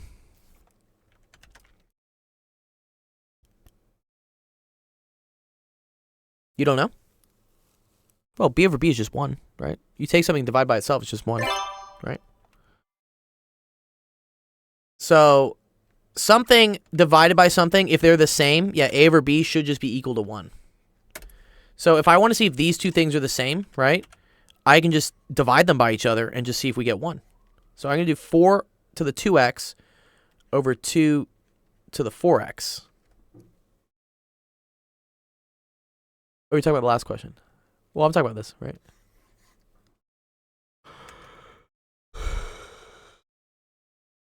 Hey, man, what's up? Bajop. Yeah, if you got a trick question, you want to drop in our Discord? So this is how... Here, I'll show you real quick. This is how we help students. So we have a Discord, and then I have a channel here called Help Screenshots, and you just dump your questions in there, and we'll go through them. Cool. Okay. So if I want to show that these are the same... I mean, You could really just do this, right? This is just 4 squared to the x over 2 to the 4th to the x, which we kind of just showed, right? 16 to the x over 16 to the x, which is equal to 1. Cool. QED, you did it. It works. Have you guys ever seen this before? These 3 dots? I call it like the math gang sign. Have you seen those before, Sensation? Have you seen the 3 dots? I usually write that as therefore. Yeah, it's QED. Quotus eris demonstratum. That's what it means. Quod erat demonstratum. Oh, is it erat demonstratum? You took more Latin than I did. Quod erat demonstratum. You took way more Latin than I did. Yeah. Where did you take Latin equity, by the way? Was it in like private school or something? Where'd you take Latin? Me? Yeah. Where'd you take Latin? How do you know Latin? Oh, I thought you were talking to dude. No, I'm talking to you. You're good. My school was just old, so yeah, Latin just was there. Latin was there, dude. The Alright. Our school's motto was what was it? Quod potui perfecti. What? Like everything's perfect or something? Everything you do has to be perfect. Yeah, that's right. Everything you do has to be perfect. That sounds like a Catholic school or something. Else we beat you. No. Let's see. Josue, is Josue here? Josue in the chat. Oh, he is. Oh, cool. Let me invite him up to speak. I forget. Josue, do you want to talk or you just want to chat?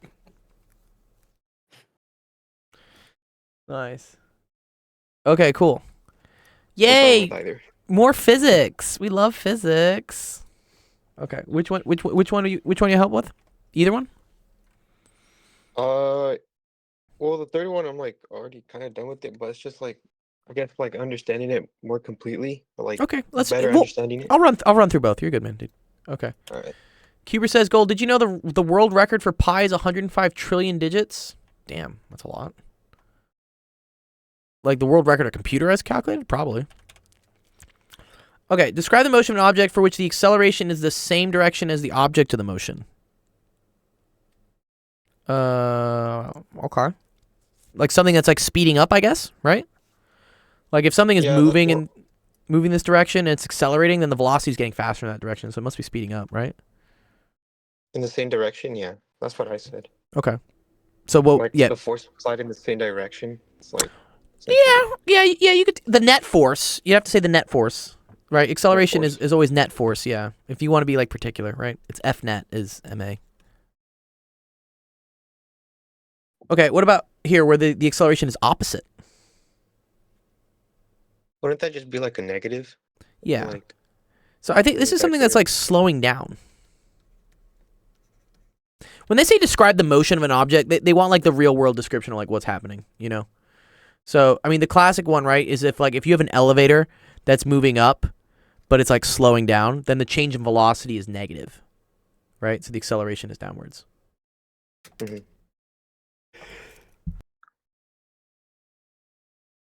Awesome. Okay, for which the change in velocity is 0. Oh, this is just like constant speed, right? I said like there's like no applied force in it. Yeah, or I'd say no net force. Yeah, be careful. force. Be careful because Okay. you can have an applied force and then you can just have like something like friction that's opposing it at the exact same amount. Yeah. Okay. You want to talk about net force? The initial velocity is 0, but the acceleration is not 0. I don't know, like a rocket ship. Stationary? Could it just be Yeah, a stationary object. I'm thinking of like something that's like about to like start moving, right? You know. Another example would be like dropping a rock, okay? So for instance, if you're here, right, and you hold a rock, and the second you let go of it, there is no initial velocity because you didn't give it any initial velocity. It's going to start going down, right? The velocity is going to start becoming negative. But everything is subject, right, to the acceleration due to gravity. So the second you let go of it, now there's no longer a force keeping it up, and so the only net force on it is gravity, which means that there's an acceleration in the same direction as gravity, which is downwards. So that to me would be kind of an intuitive way to think about it. Yeah. See, I would have said car. Car? Like what? Dropping a car? What are you fucking Superman, dog? Dropping a car, dude? You stopped in your car. You just put your foot down. Oh yeah, You okay. just walk Oh in yeah. If a car is like just starting to accelerate. In theory, a ball that has just hit the floor and is bouncing back. Huh. I don't know about that actually. Yeah, you're okay, because by conservation of momentum, Jeff, technically the velocity can't ever become zero, because you need to have momentum has to be conserved at all points. The difference is that yes, from a microscopic point of view, when the ball, for instance, like hits the ground and bounces back, it technically deforms a bit. It technically does this. And so when this is happening, you are correct that the velocity is zero, and that there is acceleration, right? Because we're going from our velocity is changing, right? We're going from velocity which is negative to velocity which is positive. But we don't tend to like think about this part of the collision. And isn't that like also like the energy is dissipated too? Yes, yeah. There's also did I do a question with you, Josue, on this? Did I do a similar question with you on this one? I don't remember. I remember it was something with like it was like what's the amount of energy when the things are deforming or something. Anyways, yeah, but that's a little too much. Yeah, near infinite acceleration. Yeah, normal force acceleration. Wow, we had 2 people ask the same question in the chat on 2 different usernames. That's very unique. How'd you all do that? How'd you all coordinate that? Columns Lock and Windex. Windex. That's a cool name. Okay. All right, let's do this one. So 2 carts roll towards each other on a level table. The vectors represent the velocity of the carts just before and after they collide. Okay. Draw and label a vector for each cart to represent the change in velocity from before to after the collision. Make sure the magnitude and the direction of your vectors are consistent with the vectors round about. Show your work. Okay. So I guess they want this, right? They want like, okay, for A, and then for cart B, right? What's the change in velocity? So change in velocity, right? It's always just final minus initial. So like, this thing was going this way and now it's going this way. So what's the change in velocity? For A, we'll be heading towards the negative direction. Right, it'll be towards the left, right? Left, right. Yeah. Yes. So it'll be like this direction, and then it's the difference of them. So it's actually pretty long, right?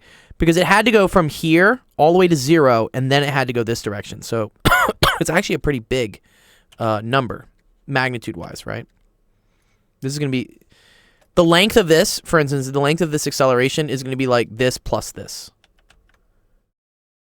Like, let's say, for instance, this was like +5, and this was -3. Then the change in velocity is the final minus initial. So it's -3 minus 5, which is -8. Oh, okay. You see how it gets bigger? Like the change in velocity is bigger. It's pretty big. Here, for instance, let's say this is just like 4, and then this is like 2. Okay. So what's the change in velocity here, from here to here? Would it not be negative? It's gonna be positive. Left side? Well, see what? So again, final minus initial. So it's -2 minus 4, which is +2. Right? Because this is technically going to the left. Oh, okay. Right? Yeah. Okay. So this is a positive acceleration to the 2. Column Sherlock says, please, if you can do my question next. I really need help and I have no friends. Oh, we're your friends here. We're chilling, dog. Wait, how do I have 2 users saying the same thing in chat, dog? What are you guys doing? Man, fucking I Twitch. just checked their location. It's coming from exactly the same place, so I think it's the same person. Okay, the same person just doesn't know that they have, or there's like some clever bot that's like, you know, actually, I thought would be a really good idea. Dude, fuck you, Chaos, dude. Chaos. Chaos is being funny. Stop it. You guys are too much. I'm your friend. It's okay. We're all your friends. Okay, here we go. All right. Enough shit posting in the chat. All right. How does the direction of the average acceleration compare to the average acceleration over the time interval? Oh, okay. Is the average acceleration just the change? I think it's just the change, right? The final. Where it says here, the final direction of the average acceleration. I think, right? A is left. B is right. Right? That's all it is, yeah. You can see our location. Yeah, you're broadcasting on a public system. Yeah. Sensation sees everything, dude. It's just publicly available information. Yeah. We don't have time for that. My teacher's going to give me an F if I don't finish this question. Dude, I love this, dude. I love... the troll posting is fun. Okay, for the time interval shown, is the magnitude of the average acceleration of card A greater than, less than, or equal to the magnitude... Okay, cool. So, I mean, we kind of answered this, right? Do you see how, like, for instance, this had a magnitude of... what is this? This was like 8 versus this was a magnitude of 2. So, so yeah, the magnitude of the average acceleration for card A is more than card B. And the reason is because, right, it has to go from this direction to 0 and then to negative. So it's like adding all the different lengths, you know? Versus this one just goes from being like kind of long to like not as long, right? And it also goes to 0, right? Or, Well, it doesn't go to no. 0, right? It goes Oh, from being longer to shorter. Yeah.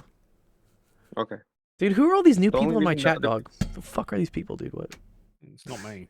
God damn it. We're gonna have to turn on fucking Wait, chat. so the only reason it's 0 is because it's going in like the opposite direction from like. this is for Yes, block yeah, A. yeah, because it goes from the right to 0 to the left. Oh, okay, okay. Yeah. There we go. I gotta turn on. Fine. I made it easy. All right. Cool. Wow. Thank you, dude. Oh, wait. Now they're following in order to chat. Dude, I'll take the follows, bro. Yeah, go for it. Oh my god. That's Yeah, funny. sensation. Are we getting our first raid, dude? That'd be pretty sick, dude. I think we're getting raided.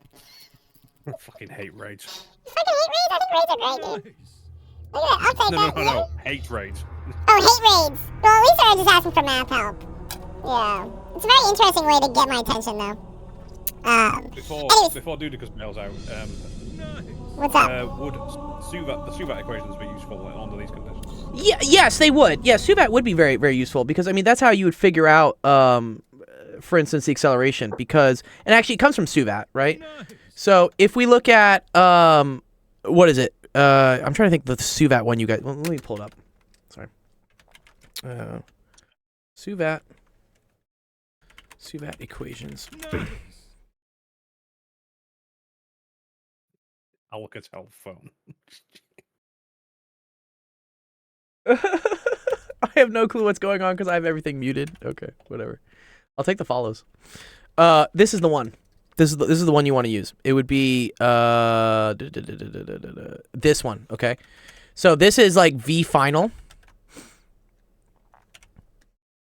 is equal to V initial plus A times T, and so if you move this over, you get V final minus V initial is equal to AT, and then if we divide by the time, right? This gets you what its acceleration is, which is exactly what Josue was working through, right? So the change in velocity, which is the final velocity minus the initial velocity, divided by the time is equal to the acceleration. Yeah, that's where it comes from. Does that make more sense to you? Yeah, what? Definitely helpful. Yeah, they are. These are very, very helpful. Very, very helpful. Josue probably doesn't use Suvat. You use the other ones, right? With X0 and X final and stuff. We have a formula sheet. It's for the AP exam, right? It's for a college class. Yeah. Oh, sorry. This is for a college class. Yeah. Are you going to the University of Washington? Yes. Yeah. Okay. Cool. Bunch of weed out What's the Zero classes. version mean? bunch of weed out questions. Yeah, it's like yeah. Okay, does this make more sense to you? Ask me. Sorry. Do you have any questions about this, Josue? Oh yeah, it makes way more sense. When Wait, you more put the sense? numbers in it, it made way more sense. Yeah. No, if you want, you can always do this in physics, man. Just put like some dummy numbers in there. Like this looks like it's 5. This looks like it's like -4. This looks like it's -3, and this looks like it's -2.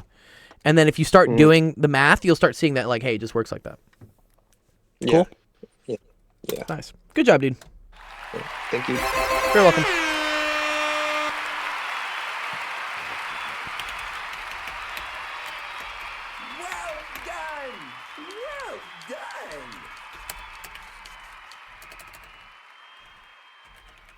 Kind of funny the two equations. For some strange reason, it came up as one of the formula in the maths exam test. I don't know. Why. Really? Probably for a parabola. Probably for a parabola is what it is. Yeah, probably stuff for a parabola. Let's see. Cool. We've done Taco Cat. We got Obama, Jane. A bunch of fun people asking questions. Should I? Oh, Collins did ask one. Okay, here, bro, dude. Okay, sorry. I will just do this question just because it's fun. Also, someone's asking something in. Is that dude? What the hell is? One sec. We got some interesting international people asking questions today. Kind of cool. Here, I'll appease the trolls. I'll do their question real quick because it's probably not that hard. There you go. Where's what's his name? Curtis Bad. Here, Curtis Bad. And Column. Whatever this guy's name is. So yeah, someone asked me a question and I do not speak this language, but maybe I can figure it out. Let's have a Yeah. look. Here, yeah. Can you take? We need our SAS officer on it, dude. He's like, SAS? you're not the SAS. Yeah, someone's. This to me looks like it's Czech, right? This is Czech. Yeah, that's cool. Oh, Polish. And his beard. Those clapping really hands aren't very funny, but- racially diverse. I guess they're not, right? Who? Right, dude. Yeah, what are you talking about? There's like kind of a brownish one at the top, and that bitch is married, dude. Okay. Here, I'll do their question. Okay. A north-south traveling highway intersects an east-west at point P. A vehicle crosses P at 1 p.m. traveling east. At the same instance, a vehicle is 5 meters north of P traveling at that. Determine the time when the two vehicles are closest to each other and the distance at this time. Oh, this is a cool question, actually. It's kind of a physics question. Trigonometry, isn't it? Yeah, it is a trig. It's a trig question. So this is P, right? And so at 1 p.m. we have something traveling east at. Okay, so here let's make our little car here. Little car. Yeah. Okay. So this one's here, going at 60. I'm just gonna assume everything's kilometers per hour. Okay. At the same instant, another vehicle is 5 kilometers north, traveling south. Okay, this is cool. Yeah, this is going to be a trig question. But actually might even be a derivative question. Okay. So this thing is 5 kilometers north, traveling 80 in the down direction. Okay. Determine the time when the two vehicles are closest to each other and the distance between them at this time. Okay. Yeah, it's Pythagorean. Yeah, it's a Pythagorean, right? Yeah, okay. So, yeah, the distance between the 2 points. So, sorry, let's call this like, let's have this x1, y1, right? And then this is going to be x2, y2, all right? And, I mean, you can start putting some physics into this, right? So, x1 is going to be equal to 0 plus 60 times t, right? So, it has an initial position of 0, and every hour, it's going to go up by 60, right? And then y1 is just always going to equal to 0 because this thing is always just traveling east, right? Okay. The red thing, however, okay, is also going to have its x0 equal to 0. This one had the y equal to 0. This has the x equal to 0. But y2 is now going to equal to 5 minus 80t, okay? It starts up at 5, and every t is going to drop 80, okay? So the distance between these 2 points, right? We can use this formula, which is, yeah, based on the Pythagorean theorem, which is just like x1 minus x2 squared plus y2 minus y1 squared. And we're going to try to minimize it. I wonder if you're allowed to use calculus. We'll see.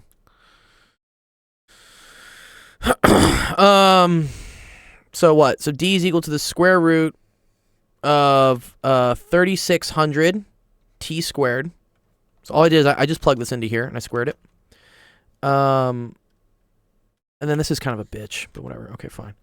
So plus 25 minus 800 t plus 6400 t squared. Okay? Here, I'm just going to write what happens when we square this, right? This is just equal to 25 minus 800 t plus 6400 t squared. And then this, obviously, 60t squared just equals to 3600. Cool? Yeah, okay, awesome. All right, nice. Okay. So, let's see if this turns into anything nice. Actually, I think it does, which is pretty cool. Yeah, because look, you got 3600 t squared and 64t, so that's going to be 10,000. So this is the square root of 10,000 t squared minus 800 t plus 25. Okay. And that's the distance. All right. I mean, I can pull a 25 out of this, right? So this is the same thing as 25 times... What's that? Is that going to be 400 there? Am I right with that? Yeah. 400 t squared minus 32t, right? Plus 1.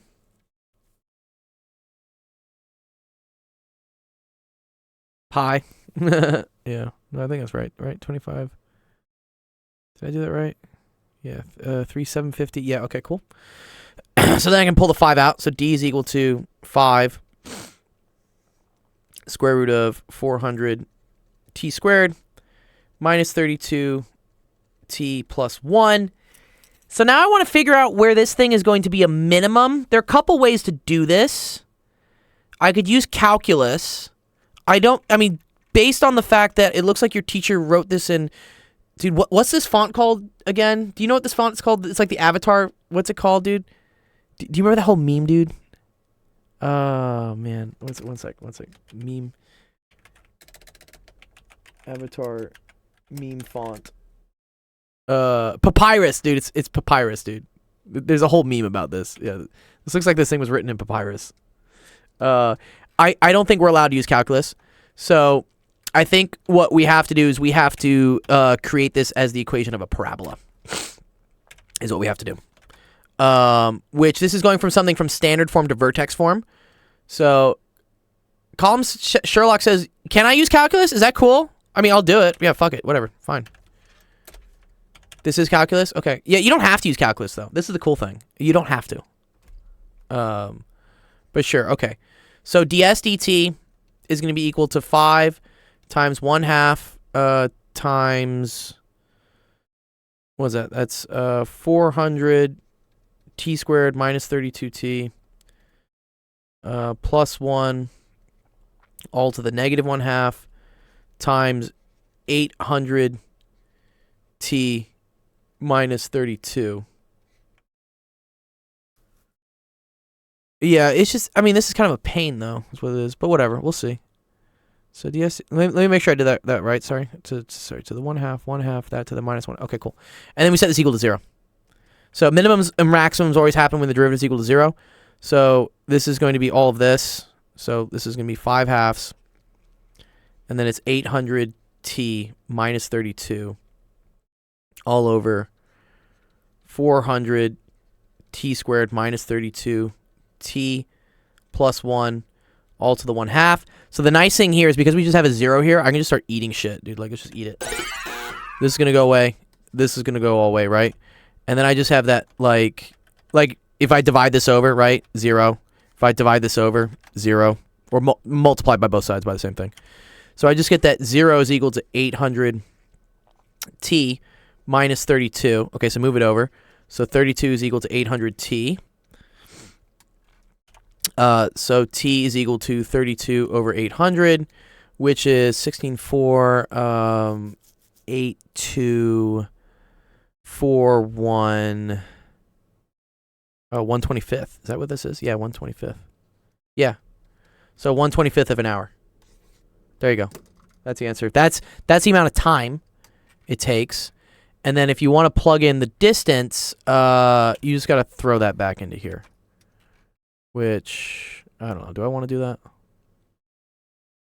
So yeah, the time is 1 over 25. Yeah, okay. And then the distance is this with 1 over 25 in it. So let's see. So that's equal to 5 square root of 400 over, what's 25 squared? Is that 625? I think it's 620. Yeah, it is 625, thanks. So 625 minus 32 over 25 plus 1. I'll leave it to you to put that in a calculator, but then this is the distance. Cool.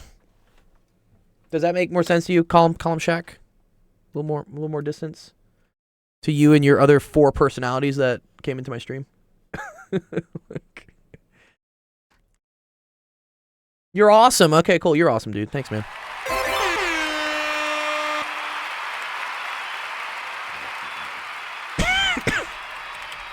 Here, I'll send a screenshot of it in the chat for you. So here, I'll show you where that goes. Fuck, where's our chat, dog? There it is. Oh, wait, I don't need that. Yes, here we go. So let's pull that in. So there you go. I call him Shaq. Columns. Because I was bored. Let me see.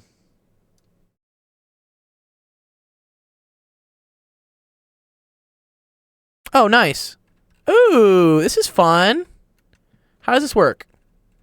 Do I hit run or something? Jeff, what do I hit on this? He made like vectors, which are cool. Play with the T slider. Oh, that's cool. Ooh, I like that.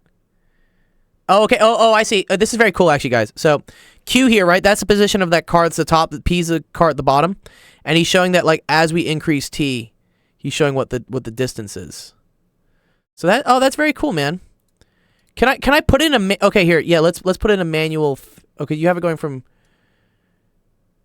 We said it was 1/25th, so that's what is that? That's 0.04. So would we hit that? Yeah. Okay. Okay. So this. Yeah. Very nice. Yeah. So this is the minimum right here, and the minimum length is 3. Very cool. Yeah. So look. So when they start, right, they have a length here. Here, let me see if I can make this bigger. See how that's a length of 5. This is very cool, Jeff. And yeah, as we increase the time, eventually, yeah, the minimum happens at 0.04, 1 over 25. That has a length of 3, and then the length starts going back up again. Very cool. So yeah, that's very cool, man. Yeah. So if anyone wants to like kind of see a simulation of how that works, that's very cool. Can I give you a saves? Here we go. Saves at Jeff. Forget if the saves bot works. Yay! You've saved it more than one time though, dude. Skinny Calm's got another question. Here, let me do the other kids' questions who are waiting in line. But yes, I will get to yours later. I'm gonna stream for at least another hour or 2. Anyways, yeah, that's cool, man.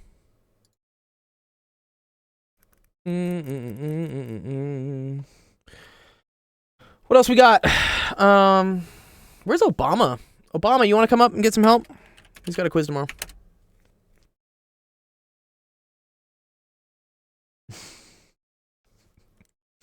I love how our chat is blowing up, dude. It's quite fun. I had fun chatting with you, a Sensation, that one night. Dude, it was like super late, right? You were streaming. I think it was like 4 in the morning for me or something. I was like just doing my dishes. I'm just like, oh, let me just listen to Sensation go through. I forget what we were even talking about. It was pretty fun though. I have so many conversations with myself. I forget what I've spoken to. Yeah, With other people. I agree, dude. Dude? I think we were talking about visas or something. Maybe, I don't know, man. Talking about something. Oh yeah, I was showing you the visa on my passport. Yes, that's it. Yes. What's up, Obama? Don't break the law, children. Yeah, don't. Oh, that's right. Oh, we were talking about that. Yes. Oh, yes. Don't break the law. Yes. Okay, now I remember. It was something arbitrary, but because of that little arbitrary infraction, I've got to apply for a visa now. Yeah, it's annoying. Obama, is your voice working? I don't hear your voice. You're muted. Oh, there he is. Yeah, I just wasn't talking. Okay, that's cool. All right, you need help with this question?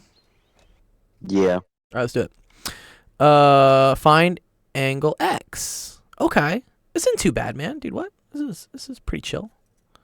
Oh, I see. Oh, but Yeah, it's I one. just forgot everything. But it's one of the exceptions, I think, is what happens. Is it? Wait, let me think. Arc sine is because arc sine's only defined in the first two quadrants. Okay, so you're supposed to use law of sines for this, I guess, right? Yeah. Okay. So how would you set this up with law of sines? I just would do like fraction equal to fraction. Okay, so what are the fractions? There 19 over sine 37, Sure. and then 25 over sine c. We just say sine of x, whatever. Yeah. Cool. All right, what do I do next to solve? Cross multiply. Good. So 19 times sine x. Yeah. Mm-hmm. All right, what do I do next? Divide by 19 on each side. Yeah, divide by 19. Goes away. Okay, so now I'm left with, right, that the sine of x is equal to 25 over 19, right? Sine of 37 degrees. Okay. So we can get like a number for this, right? If we pull out our calculator.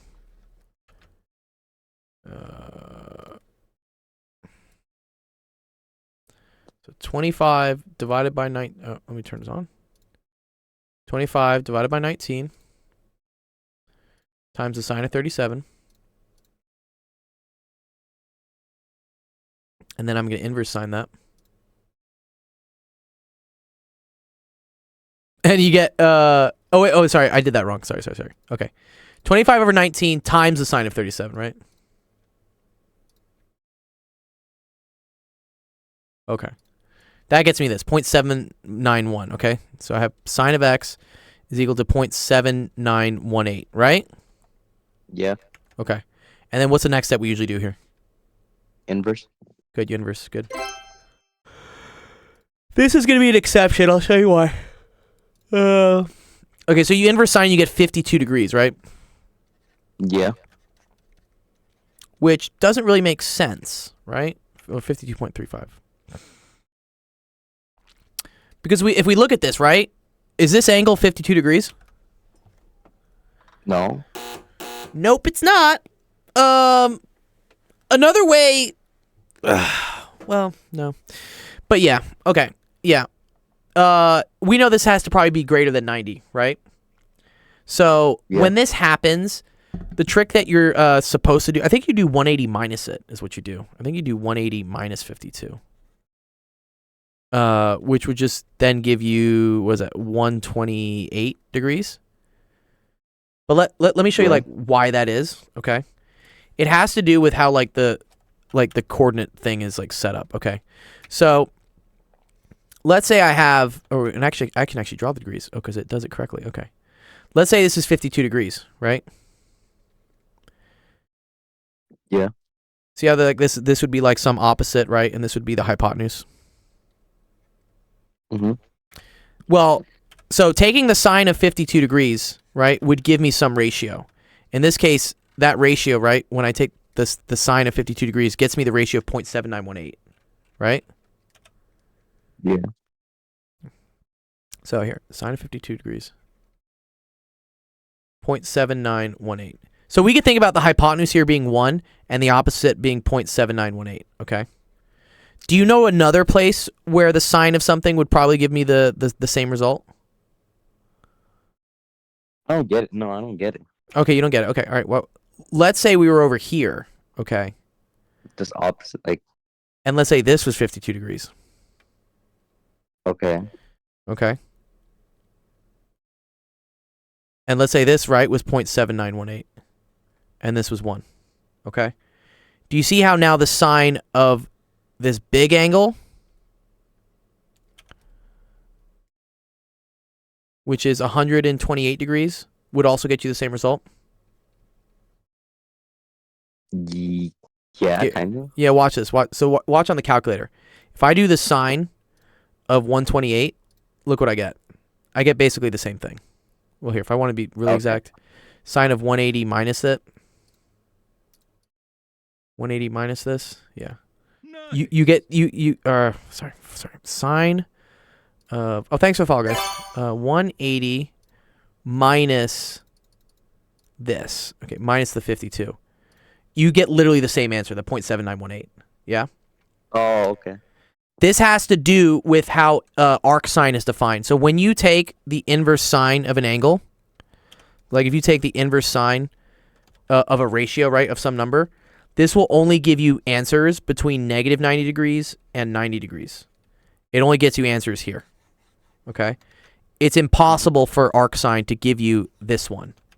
However, you can see that if I were to take the sine of this angle in the second quadrant, I'd get the same result. Yeah. Yeah, I know, it's confusing. It's confusing. But basically, like, if you see this and you're like, oh, this needs to be obtuse, and the answer I got with law of sines was not, then you need to do 180 minus. That's only with the law of sines. Law of cosines uses arc cosine. Arc cosine is defined in both these quadrants.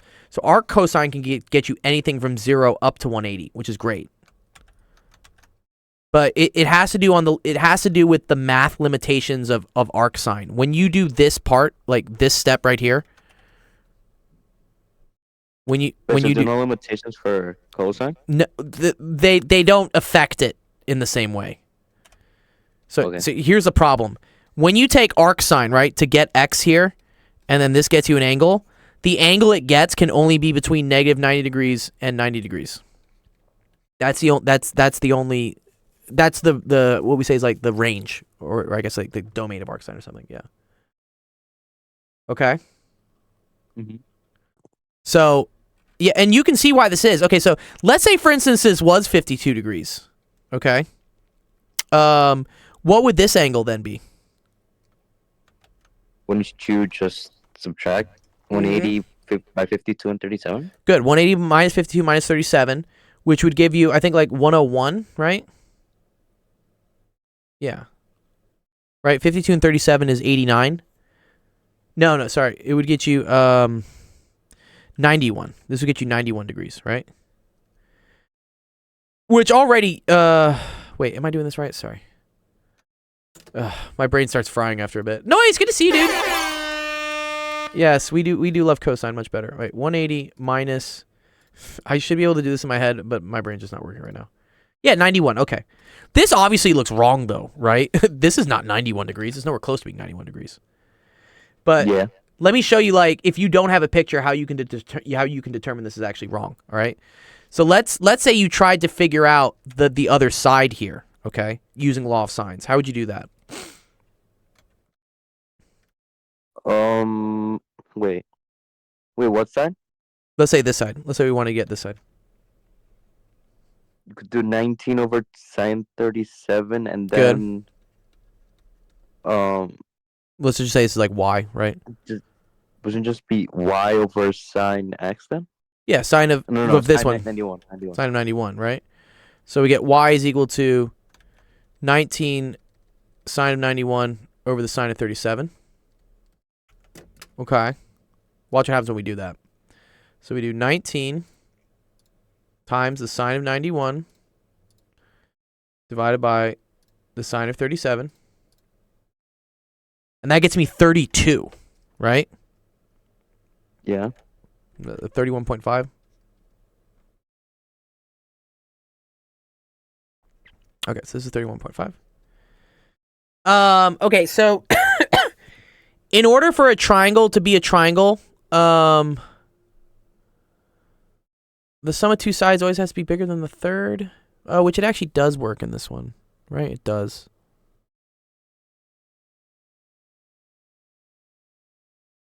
Huh. I forget how to prove. Well, Okay. Fried? No, not that I'm brain fried. I'm trying to see that, like, so you know the rules with triangles, right? That like two of the sides has to always add up to greater than the third side. I was hoping that this would like show some contradiction. It doesn't, but it does very well show, right? This needs to be the biggest side, but it's not, right? This is the biggest side, which doesn't make any sense from the diagram, right? Yeah. Yeah. So in reality, there are like two triangles that do exist. There's one where this is 128, okay, and then this ends up being 25 degrees, okay, and then this would have a different side, and then there's the one where this is 52. Sorry. Right, there's two different possible triangles, but this is the only one that makes sense from the diagram, right? Because we see this one. This needs to be the bigger angle versus this one. And when we solve it this way, like if we assume that this one is just 52, this one ends up being the bigger angle, which isn't right? It doesn't look like that on the triangle. Yeah. Okay. So that's what you want to do. So hopefully your teacher gives you a diagram, but when you use law of sines, just double check that it's not supposed to be obtuse. It's not supposed to be 180 minus that. And you can do that by looking at it. Yeah. But that's the only tricky thing that happens. Does that make a bit more sense? Yeah? Yeah, I got it. I think I got it. All right, cool. Good job, Obama.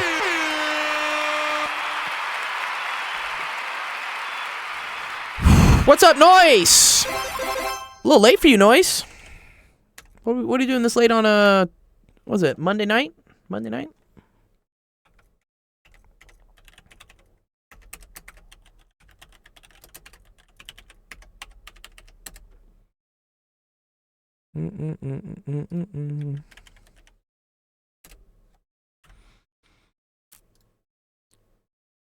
Tuesday morning. Oh, bruv, isn't it? It's Tuesday, mate. Smashing Taper. Dude, I forgot I had that coded in on the chat, dude. Do you see that on the chat? I forgot I had. Oi, bruv, hiss, in it. It's Tuesday, mate. Smashing Taper. Right? Hiss. What the fuck is this? Noise, I totally forgot I had that coded in for the bot. Dude, thank you for triggering that. Oh, fuck. Oh, man. Yeah. Okay, let's see. Yeah. Let's see. Cuber and then Echo. Cuber, then Echo. And then Mikhalo Siljanovic. It's a cool name. Siljanovic. Let's definitely check. I up Gaj. What's Gaj? What's Gaj mean? Gadget. What's Gadgy? Gadgy. What does Gadget mean? It's Jippo speak. Jippo speak? Oh, like gypsies? They call them Jippos? Yeah, travelers. Gadget. Fucking hell, it just means man, I suppose. Oh, okay. Gaj. Hey, up, Gadget. I was E and E. 80. All right. Oh, Cuber says he wants to finish up his aim training first. Okay. Hello. What's up, Ethan? I have something exciting I want to tell you. What do you want to tell us, dude? So, before I went on this Easter break for 2 weeks, I took a religion test. Okay, religion test. How'd that go? And I was actually the first one to finish the quickest. Wow. But look, that can also lead to some risk, meaning that could mean that you didn't even say it all and you just didn't want to fire your brains out. It is brilliant. Yeah. What was on your religion test, by the way, Ethan? What was on it? Virtue and happiness. Oh, virtue and happiness. That's great. I got the virtue down, dude. I'm still trying to figure out the happiness part, man. It's hard. Wait, you got the virtue down? Okay then. Yeah, But, the happiness is the hardest one. Look, I need. This is something crazy that I didn't expect. What'd you expect, dude? Like, there were people who got like 50s and 70s and 80s. Wow, how'd they do that badly on it? Because they were talking and goofing around. They were either sleeping or talking with their own Sleeping, self, dude. not even paying much attention to the teacher. Yeah.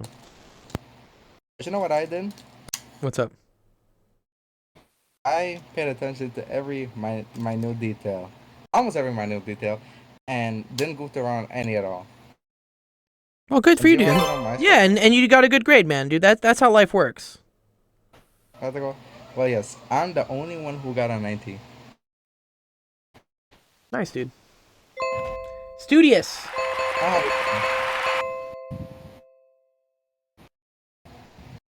The only thing I I remember from didn't the know- Bible is Corinthians 1, chapter 13, verse 11.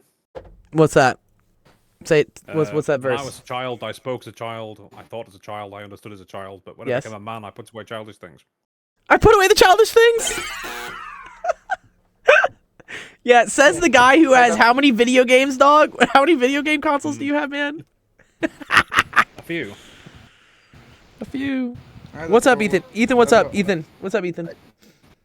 Yeah, I just have to go now since I have to do work now. Okay. I'll post a question tomorrow. Yeah, come post a question tomorrow. Good to hear from you, man. I'm glad you did well on your test. Yeah, thanks. I'll send it to you later. Bye then. Thanks. Oh, it's nice. This girl I teach, who's a lesbian, sent me like 6 hearts and says, I was like, why'd you send me 6 hearts? And she's like, I just adore you and don't let anyone tell you otherwise. It's like, thanks, man. Or girl, whatever. I don't know. She's just trying to gay you up. Yeah, I don't know. Like, I don't know. I keep falling in love with lesbians. It's a problem. Noise says, wish I could stay the same. I have to redo some physics labs because all we did was prat around and just make up the results. Oh, no. Oh, no. No. Man. Okay, wait. So is Echo not here? Dog, Echo, I was gonna do your questions, bro. Where the hell are you, dude? You gave me like 16 of them to do, dog. Echo Chaos, I guess is his name. Where's this guy, dude? Yeah, Noise, dude. I gotta regale with you, dude. Running Girl, man, dude. Oh my god. Let me just okay, so I tried to see this chick this week because like she was leaving to go out of town or stuff, and I said, "Oh, what are you doing Thursday?" And then she calls me. She says, "Oh, how about Friday?" And I'm like, "Yeah, I'm available Friday." She's like, "It's your birthday. Let me take you out to lunch for your birthday." I'm like, "Okay, And then, but she said, "Oh, but don't think too much of it." I'm like, I don't know. It's just confusing, man. Like what? Like why would you offer to take me out to lunch on my birthday, but then say like don't think too much about it? When I clearly said like we can just go out for a casual date on Thursday. You don't have to like do a lunch date for my birthday. It is kind of a serious thing to do. But then the night before she canceled. She said something like, "Oh, something at work came up. I'm super sorry. I have to take a rain check." I'm like, "Girl, you just disappoint me on my birthday? Are you fucking dumb?" A lunch date on my birthday is serious. Lunch date can be whatever, but like it's on my birthday. Like I got me like worked up for my birthday, and then just decides to cancel the night before. And I'm just like, "What, dude? Are you okay? It's fucking daft in the head or something? Like, excuse me?" This is the same person from before. Yeah, it's the same girl the one that I had to ask out like 3 times before she said yes to go out. I'm just like, I just had like an epiphany. I'm just like, this girl's like way too much work. Like, why is it this difficult? At first I was like, she's cute and I kind of like the chase. It's fun. But after that, I was just like, no. Like, this is... No. Jesus, like, you're not even that cute. Like, calm down. Fuck. Anyways, sorry. Where'd all the Canadians go? Where'd all the Canadians go? Yeah. Well, they're north of the border, I guess. I mean, all the Canadians that you had in before annoying you. Oh, were they Canadian? Oh, that's where they were? They were from Yeah. Canada? I don't know where they are. All of them. They gave me a lot of follows, which is nice. Get on Tinder, Dr. Gold? No. Dating apps are a no. Don't get on the dating apps. Noise. That's the abomination of our society, dude, those things. I am very much a like meet people in person because, dude, you can't tell shit about someone from like an online profile. Really can't. It's just a picture. Everyone fucking lies about their pictures too. Like, yeah, no. I'm a big lad and I wouldn't feel safe on a dating app. Yeah, no, right? Yeah. He says, I'm a big lad. I wouldn't feel safe. Yeah, exactly. No, he says, some of my friends just sit on Tinder all lesson in school and it's funny. It's kind of sad, man. I mean, like, you should spend that time, if you're in school, you should spend that time, like, making sure that you're smart enough, you know, to get through school. But rather than spend all this time swiping and whatever, sending text messages that never get anywhere, like, go out and meet people. I'm very much like, go meet people in person type thing. You're just going to catch AIDS. I don't know about, like, that. You know, I mean, you catch more AIDS if you go to, like, Thailand. But, yeah, it's not a good way to meet people. It has happened. Like, some of my friends have gotten married because of dating apps, and I'm not knocking it. I'm just saying, personally, I don't think it's I don't think it's a healthy way to try to start relationships with people. Let's just play squads and find Fortnite girls. You mean find dudes with vocoders, dude?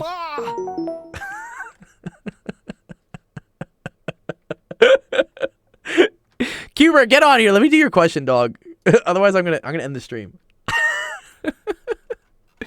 Also, where's Mihalo? Where's Mihalo?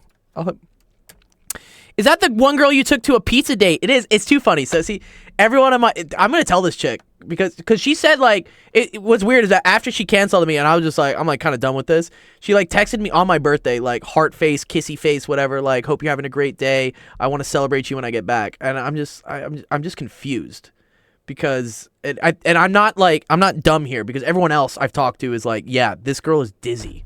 Like it's very confusing. And I'm like yeah. It's just hilarious that like all the kids in my Discord now know about this one. All right, give me 2 minutes. All right, cool. Oh, Jane. Yes, Jane. Let me help you out, Jane. Thank you. Thank you, Jane. Sorry, Jane. I was looking through like whose questions I should do. You're right. You are next. You are next, Jane. Do you want to come talk with us? Do you want to come on the stage? Come and speak. Jane, yeah, thank you, Jane. Here, Jane. We do yours. Yeah. Can't my English sucks? Dude,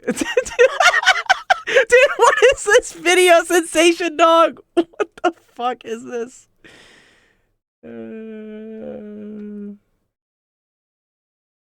Okay, here we go. Noise says he wrote this. I might need Jeff.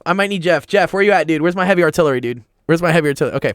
Let H be a positive integer. The sequence A sub n is defined by A0 equals 1, and A n plus 1 is A sub n over 2. Okay, that's great. If a sub m is even, and it's n plus 8. You have it in Spanish. Oh, I can read Spanish. You're good, dude. Let me see. Okay, so if S. So par means even. That's cool. This is par. No, you're Jeff. Jeff. Yeah, Jeff. Yeah, you Jeff. You're my heavy artillery for these math questions. Okay, so here we have. So we just have A sub n plus 1 is equal to A sub n over 2. If A sub n is even, or if n is even. I think if A sub n is even is what we're saying. Oh, okay. And it's equal to A sub n plus H. Okay, wait. A sub n plus 1. I get it. So if you can divide it by 2, then you do. And if you can't,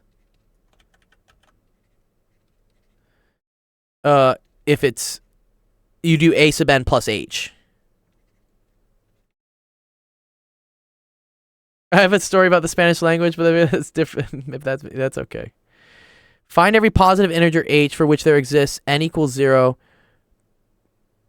for A sub n is equal to 1. Okay, so find every h.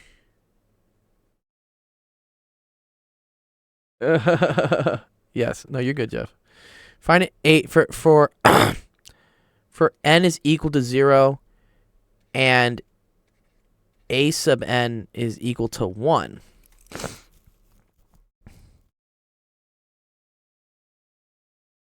And A0 is equal to 1. Wait, find every positive h such that there exists some n greater than 1 such that A sub n is equal to 1. Okay.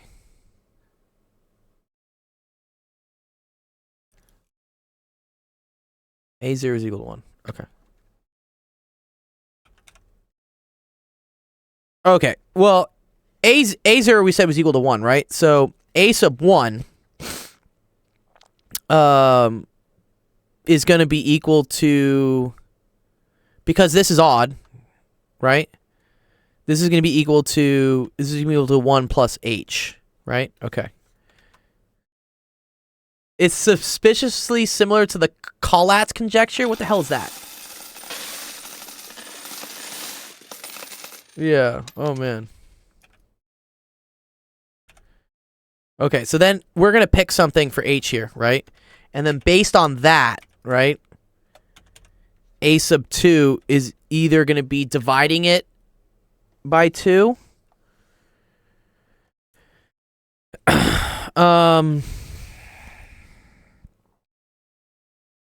Okay.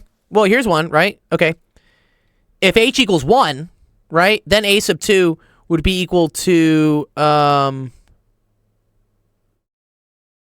would be 1 plus 1 over 2, which would just be equal to 1. So that works, right?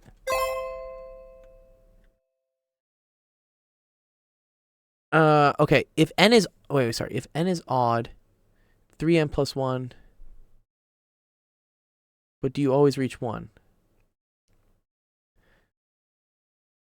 Well, it's a sub n plus h, and then they want us to figure out for what values of h that there exists that you can always get back to 1, I think is where this goes.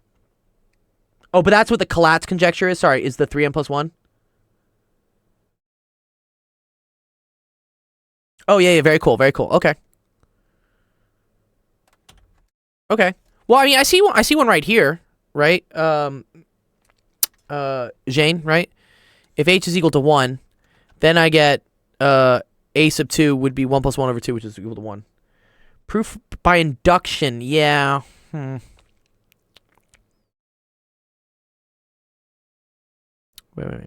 8, 4, 2. Wait, so if something is even, Jeff, right, we can always reduce it back down to 1, right? So, right, don't I just need h to be anything that makes this even?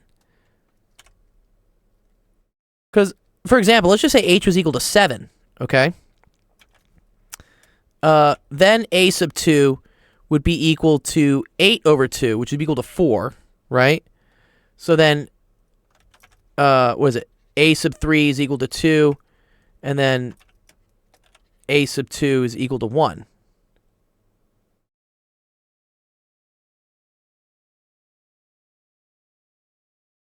So every positive h, I think it's just every h that's odd. Is that not right, Jane? Am I misreading something here? Because I feel like all you have to do is get it to be even, and then every successive term, because it's even, keeps dividing by 2 until eventually you get to 1. Oh, you're right. Oh, no, yeah, I'm fucking up. Yeah, you're so right, Jeff. Sorry. Yeah. Sorry, I'm thinking about, powers of 2. Yes. Even does not mean power of 2. I'm dumb. Oh, I'm so happy. I was so happy. Okay.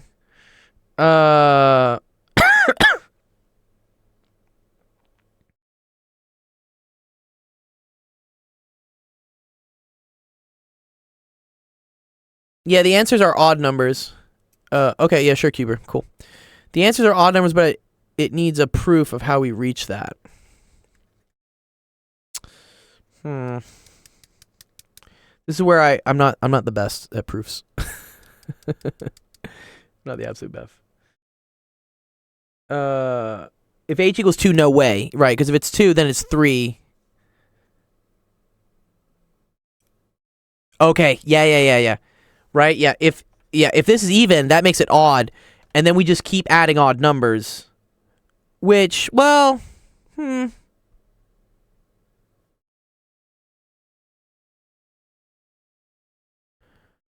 Because, wait, what is it? Like, yeah.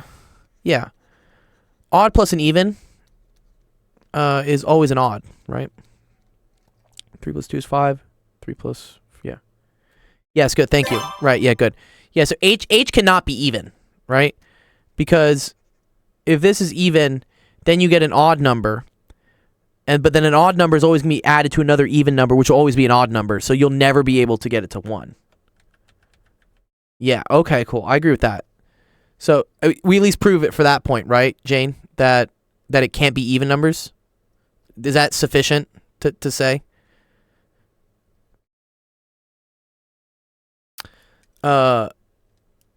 Is it all odd numbers though, Jane? Are you saying that? You're saying it's all odd numbers? I'm curious actually. Let's say h is equal to 4. No, h is equal to 5. Let's say h is equal to 5, right?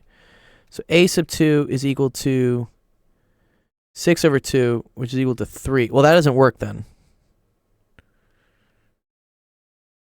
Or actually it does. Oh, this is very cool. Because then we add 5 to it, right? Then it's 8, and then we can drop all the way down.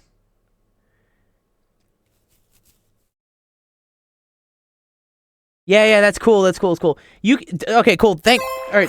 Ooh, see, I got the heavy hitters, dude. I got Don in here, dude. Yes, dude. Yes, I got Don and Jeff. Like, I always got. Yeah, shout out to my math streamer friends. These guys always got my back. Yeah, Jane, if you ever want to like follow some really cool like high level math guys, those are the boys. Here, I'll put it in here. I think. There you go. There they are. Those people are dope. You can guarantee a power of 2 if you take h is equal to 2 to the k minus 1. Not sure if other odd numbers will work. Yeah, it is interesting, right? And it's in Spanish. Yeah, you're cool. You're cool. You're cool. I appreciate you lurking. I think so yeah, proving by induction. How does this work? I always like to let's just do another one and see what happens, right? So if I do 9, right? That goes to 10 over 2, which is equal to 5, plus 9, which is then 14, divided by 2, which is then 7, which plus 9 is equal to 16. Cool. And then once you got a power of 2, it drops all the way down. Okay, yeah. So it's all odd numbers. Yeah. Why is that, though?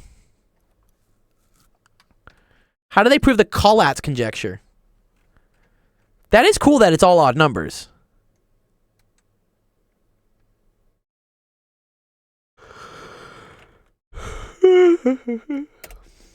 Oh, the Collatz conjecture is unproven? Oh, so did someone just like someone give a unsolvable question here? I always love that. They're like, yo, just go prove Fermat's last theorem, guys.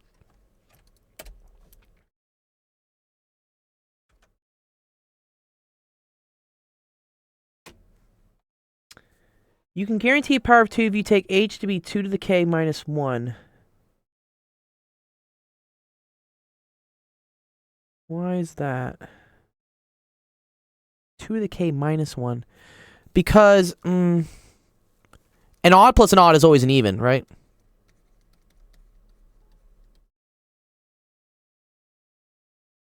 Jeff, why are you so smart? Sensation, dude. Girl. That's what I feel like right now.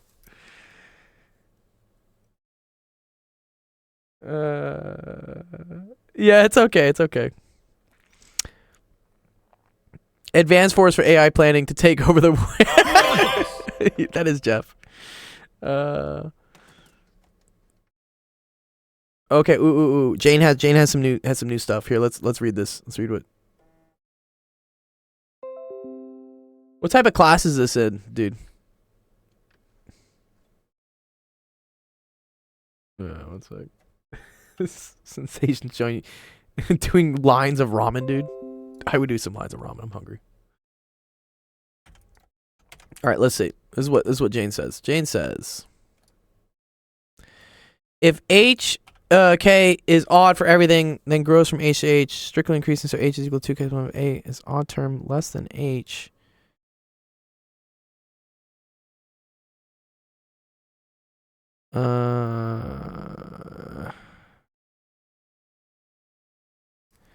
Since it's repeated by boxes, it can be reversed.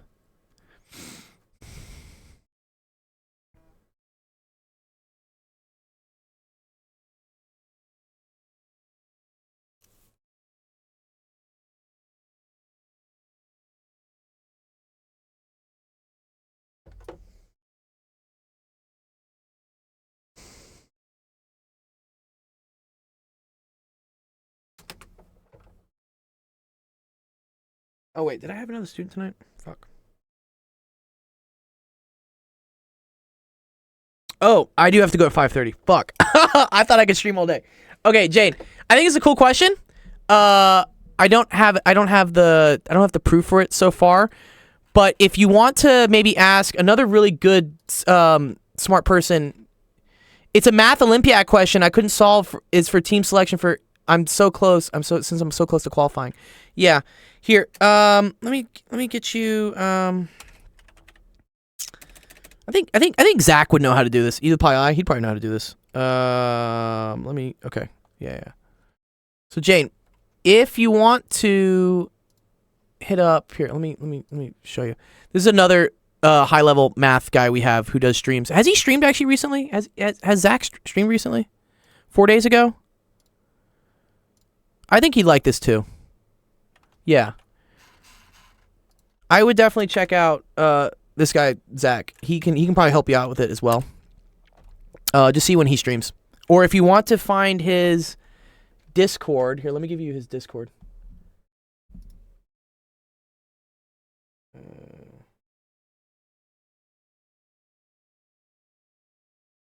There, that's his Discord.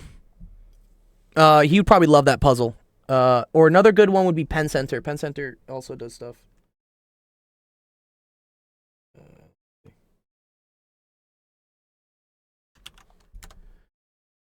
Yeah, if you post that in the elements, I think there's also like a ask a question type thing, and I'm sure someone would love to do that. Oh, Zach is scheduled for tomorrow morning? Oh, nice. Okay, excellent. Then yes. So, yeah, check out those two streams, and then and those Discords, and yeah, Zach should be able to like help you more with it. Sorry, I gotta go in like 18 minutes. I'll make sure I help some of the kids here real quick. But cool question, Jane. I liked it. I'll give you a bond coin for it because it was fun. I learned something. It was cool. It's a little bit above my knowledge on like how to prove that. I can see why it works, but I don't know how to prove it. Yes. Okay. What's up, Cuber? Cuber, you want to do your question now, Cuber? Cuber. And then I would maybe have time for Echo. Okay, cool. Cuber, let's do it. Here, you want to come up? You want to come up the stage? Come say hi. Yes.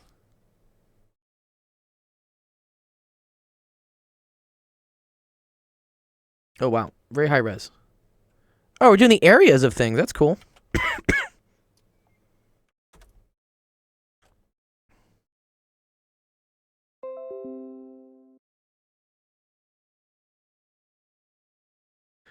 Okay, here we go.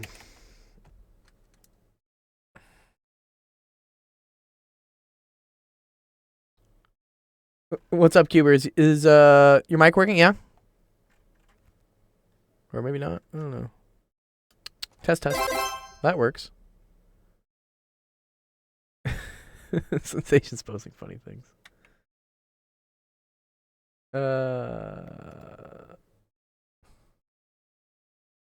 It's yeah, no, I don't think I can hear you. Here, yeah, no, I have you up. I don't have you muted or anything. Try it again. No?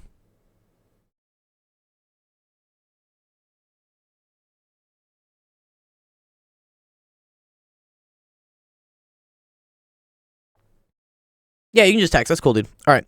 Which one do you need help with?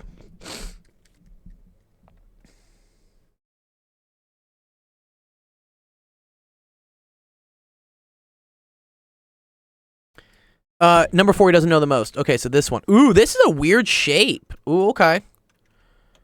Okay, so when I see this, Cuber, this is at a diagonal, right? This is actually 2 shapes combined into one, all right? So what you have here is you have what I believe is called a rhombus. Is it called a rhombus? Or trapezoid? It's called a trapezoid.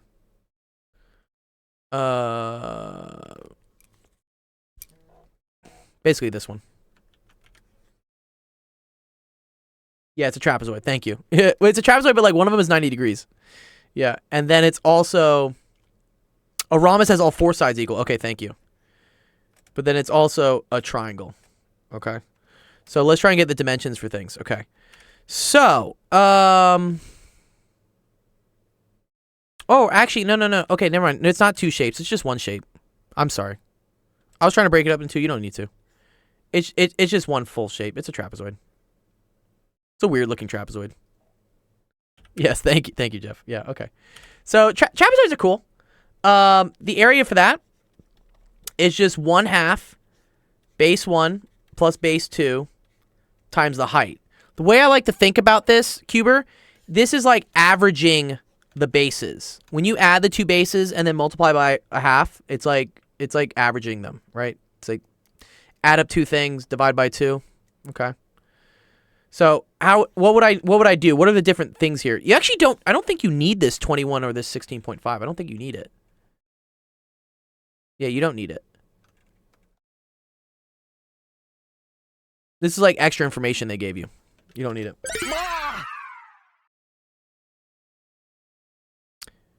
Wait, can't we do like 16 times 16 divided by 2 for the area of that triangle? I don't know that this is 16 though, right? I know this whole thing is 27. I know this is 19, but that doesn't tell me what this is because this is also at a diagonal. This is at a 90-degree angle. Yeah, I agree. You could Pythagorean theorem this if you really wanted to figure out what this is. I don't know what that is. That's 21 squared minus 16 squared. What is that? I don't think that's anything nice. 21.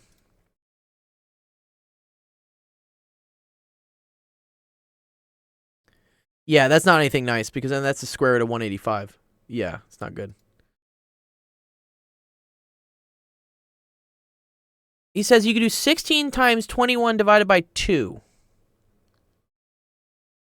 No, I don't think so, Misty. No, you can't do this times this. Yeah. If y'all wanted to do this triangle, if you wanted to do this, right? This is the base and this is the height. Base and the height have to be 90 degrees to each other, okay? I would have to know what this is. Which again, you could do by making a triangle. Sorry. Where this is 21, this is 16, and then yeah, this becomes the square root of 185. Don't you know it's because if two of them combine is a square? Yeah, but this isn't a square. Do you see how this is like? This is not a square. This is like bent, right? Also, you should be able to see that, Cuber. Do you see how this distance right here is 16, but this distance is 16.5, and they go from the same side to the same side. If they have different lengths, then they're not both, perpendicular, not going straight up and down. You just want to identify that this is a trapezoid, right? Trapezoid means you just have to have two sides that are parallel, right? This side and this side is parallel. Has to be a quadrilateral, okay? But then I don't care about anything else, all right? As long as I also know the height, which the height is the perpendicular line that connects the two bases. Oh, don't read what I said? It's okay. It's all right.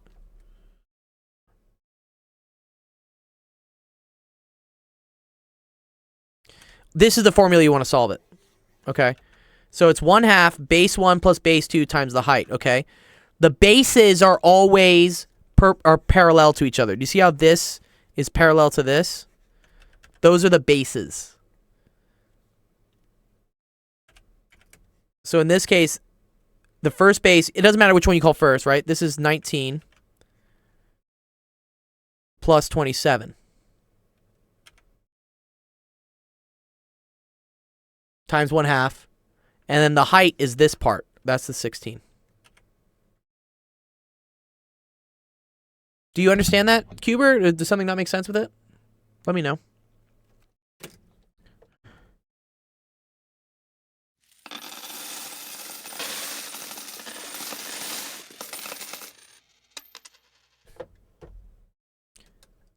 So it's 46 plus 46 squared. No, not quite. So it's 19 plus 27, which you're right is going to be 46. All right. So we have 1/2, and then this is going to become 46. Right. And then we're going to multiply that by 16. And then you can do this first. The 1/2 and the 46 is going to be 23. Is yellow my favorite color? How'd you know? Gold is my favorite color, but yes. So this is 23 times 16.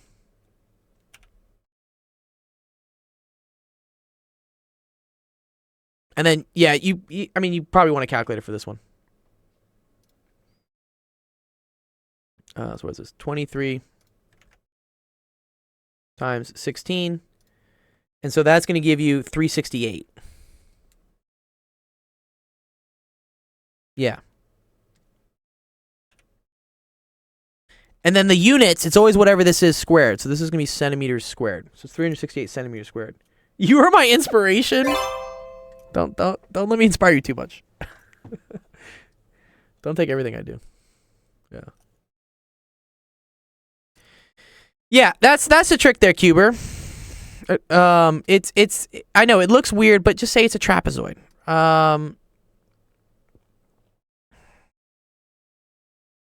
Yeah. What's up, Justin?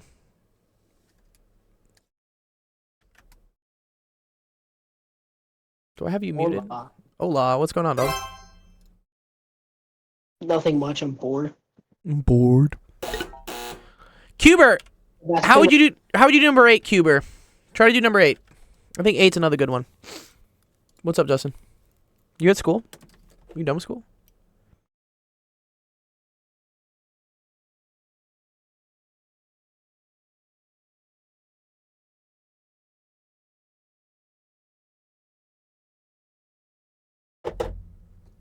Not quite. So again, Cubert, this is a, so 13 times 5, that would get me the whole area of this. Which, yes, you could then like subtract, yes, the area of a, yes, yeah, you could do that. You can. But let's use the trapezoid equation, because this is just a trapezoid. Yeah, well, it would have to be 6.5 divided by 2, though, right? Because the area of a triangle is base times height divided by 2. It's 1/2 base times height.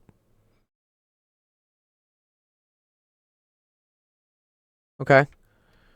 Let's instead recognize. Look, you have right. You have two bases, right? You have this base and this base, which are parallel to each other, right? And then you have the height. So we can just do this. So this would be, right, 1/2 base 1 plus base 2, right? Base 1, base 2, times the height, which is 5, right? Yeah, and you're going to get 50? Yeah, the other method works. It's just like longer, right? So this is 1/2 times 20 times 5, which is just 10 times 5, which is equal to 50. Yeah. You want to get comfortable using the trapezoid equation, though. You really do.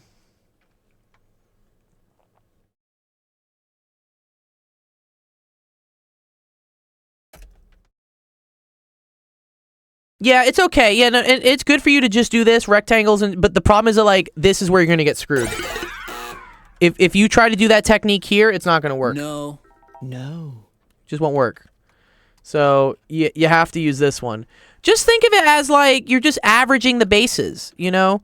It's like another triangle. It's like 1/2 base times height, except the base is the average of the two bases. It's like the middle, is what I like to say. Cool. It's a good question, though, Cuber. Oh, how do you do number 7? Well, this is also this is a parallelogram, but you could also do the same thing. Look, it's just 1/2 the average of the bases, right? So this is 11.8 plus 11.8. I gotta go noise, otherwise I totally would. I really would. Yeah. Can I do it on tomorrow's stream? Yeah, I have to teach another kid in like 5 minutes. But yeah, post it, Noise, and I'll do it during tomorrow's stream if you're around for a cheeky question. So this right here just becomes 11.8 times 16.1. That's all it becomes. And it's because the height always refers to the perpendicular distance from this base to this base. It can be measured out here. It doesn't matter where it's measured. Yeah, you use this. Yeah, I know it's outside, but that's why they put the dashed lines there. But you can use it as well. It's the same with this one, Cubert, right? This is also 1/2 base times height, but the height is 14. Okay? I know it's measured outside, but it's all right. As long as it measures the perpendicular distance from like here to the top. Same thing here, right? You see how this is the height? Perpendicular distance from the base to the top. Yeah. Okay. Good questions, dude.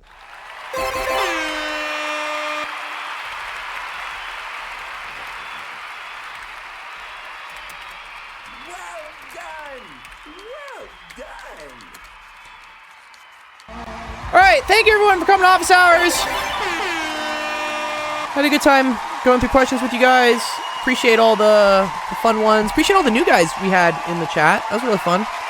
All the Canadians. Thank you, Sensation, for holding down the fort with me. Had a fun time. Okay, cool. Our next stream is going to be tomorrow. That'll be an hour later, 4 p.m. Pacific, 6 p.m. Central, 7 p.m. Eastern. So come on by if you want to get more help with your homework questions. What we're going to do now is we're going to go raid one of our friends. 5 p.m. Oh, why is it not working? Okay, whatever. Who else is streaming today? Jeff, do you see anyone? Do you see anyone who's streaming?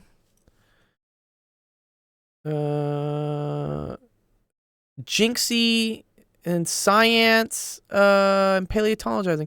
Go say hi to Science for me. They're cool. Science is streaming? Yeah, I checked, Jeff. I didn't see anyone. I don't know. Are they not? Well, anyways, yeah. I really gotta go. We need to get Enigmabot fixed. But anyways. Cool. I'm gonna use the raid on Science. Go say hi to Science. I think they got a cool person they're interviewing. Maybe they're gonna talk about the eclipse or whatnot. That'd be pretty cool. But go say hi to them. Otherwise, have a wonderful rest of your Monday. I will see you guys tomorrow. Enjoy. Peace out.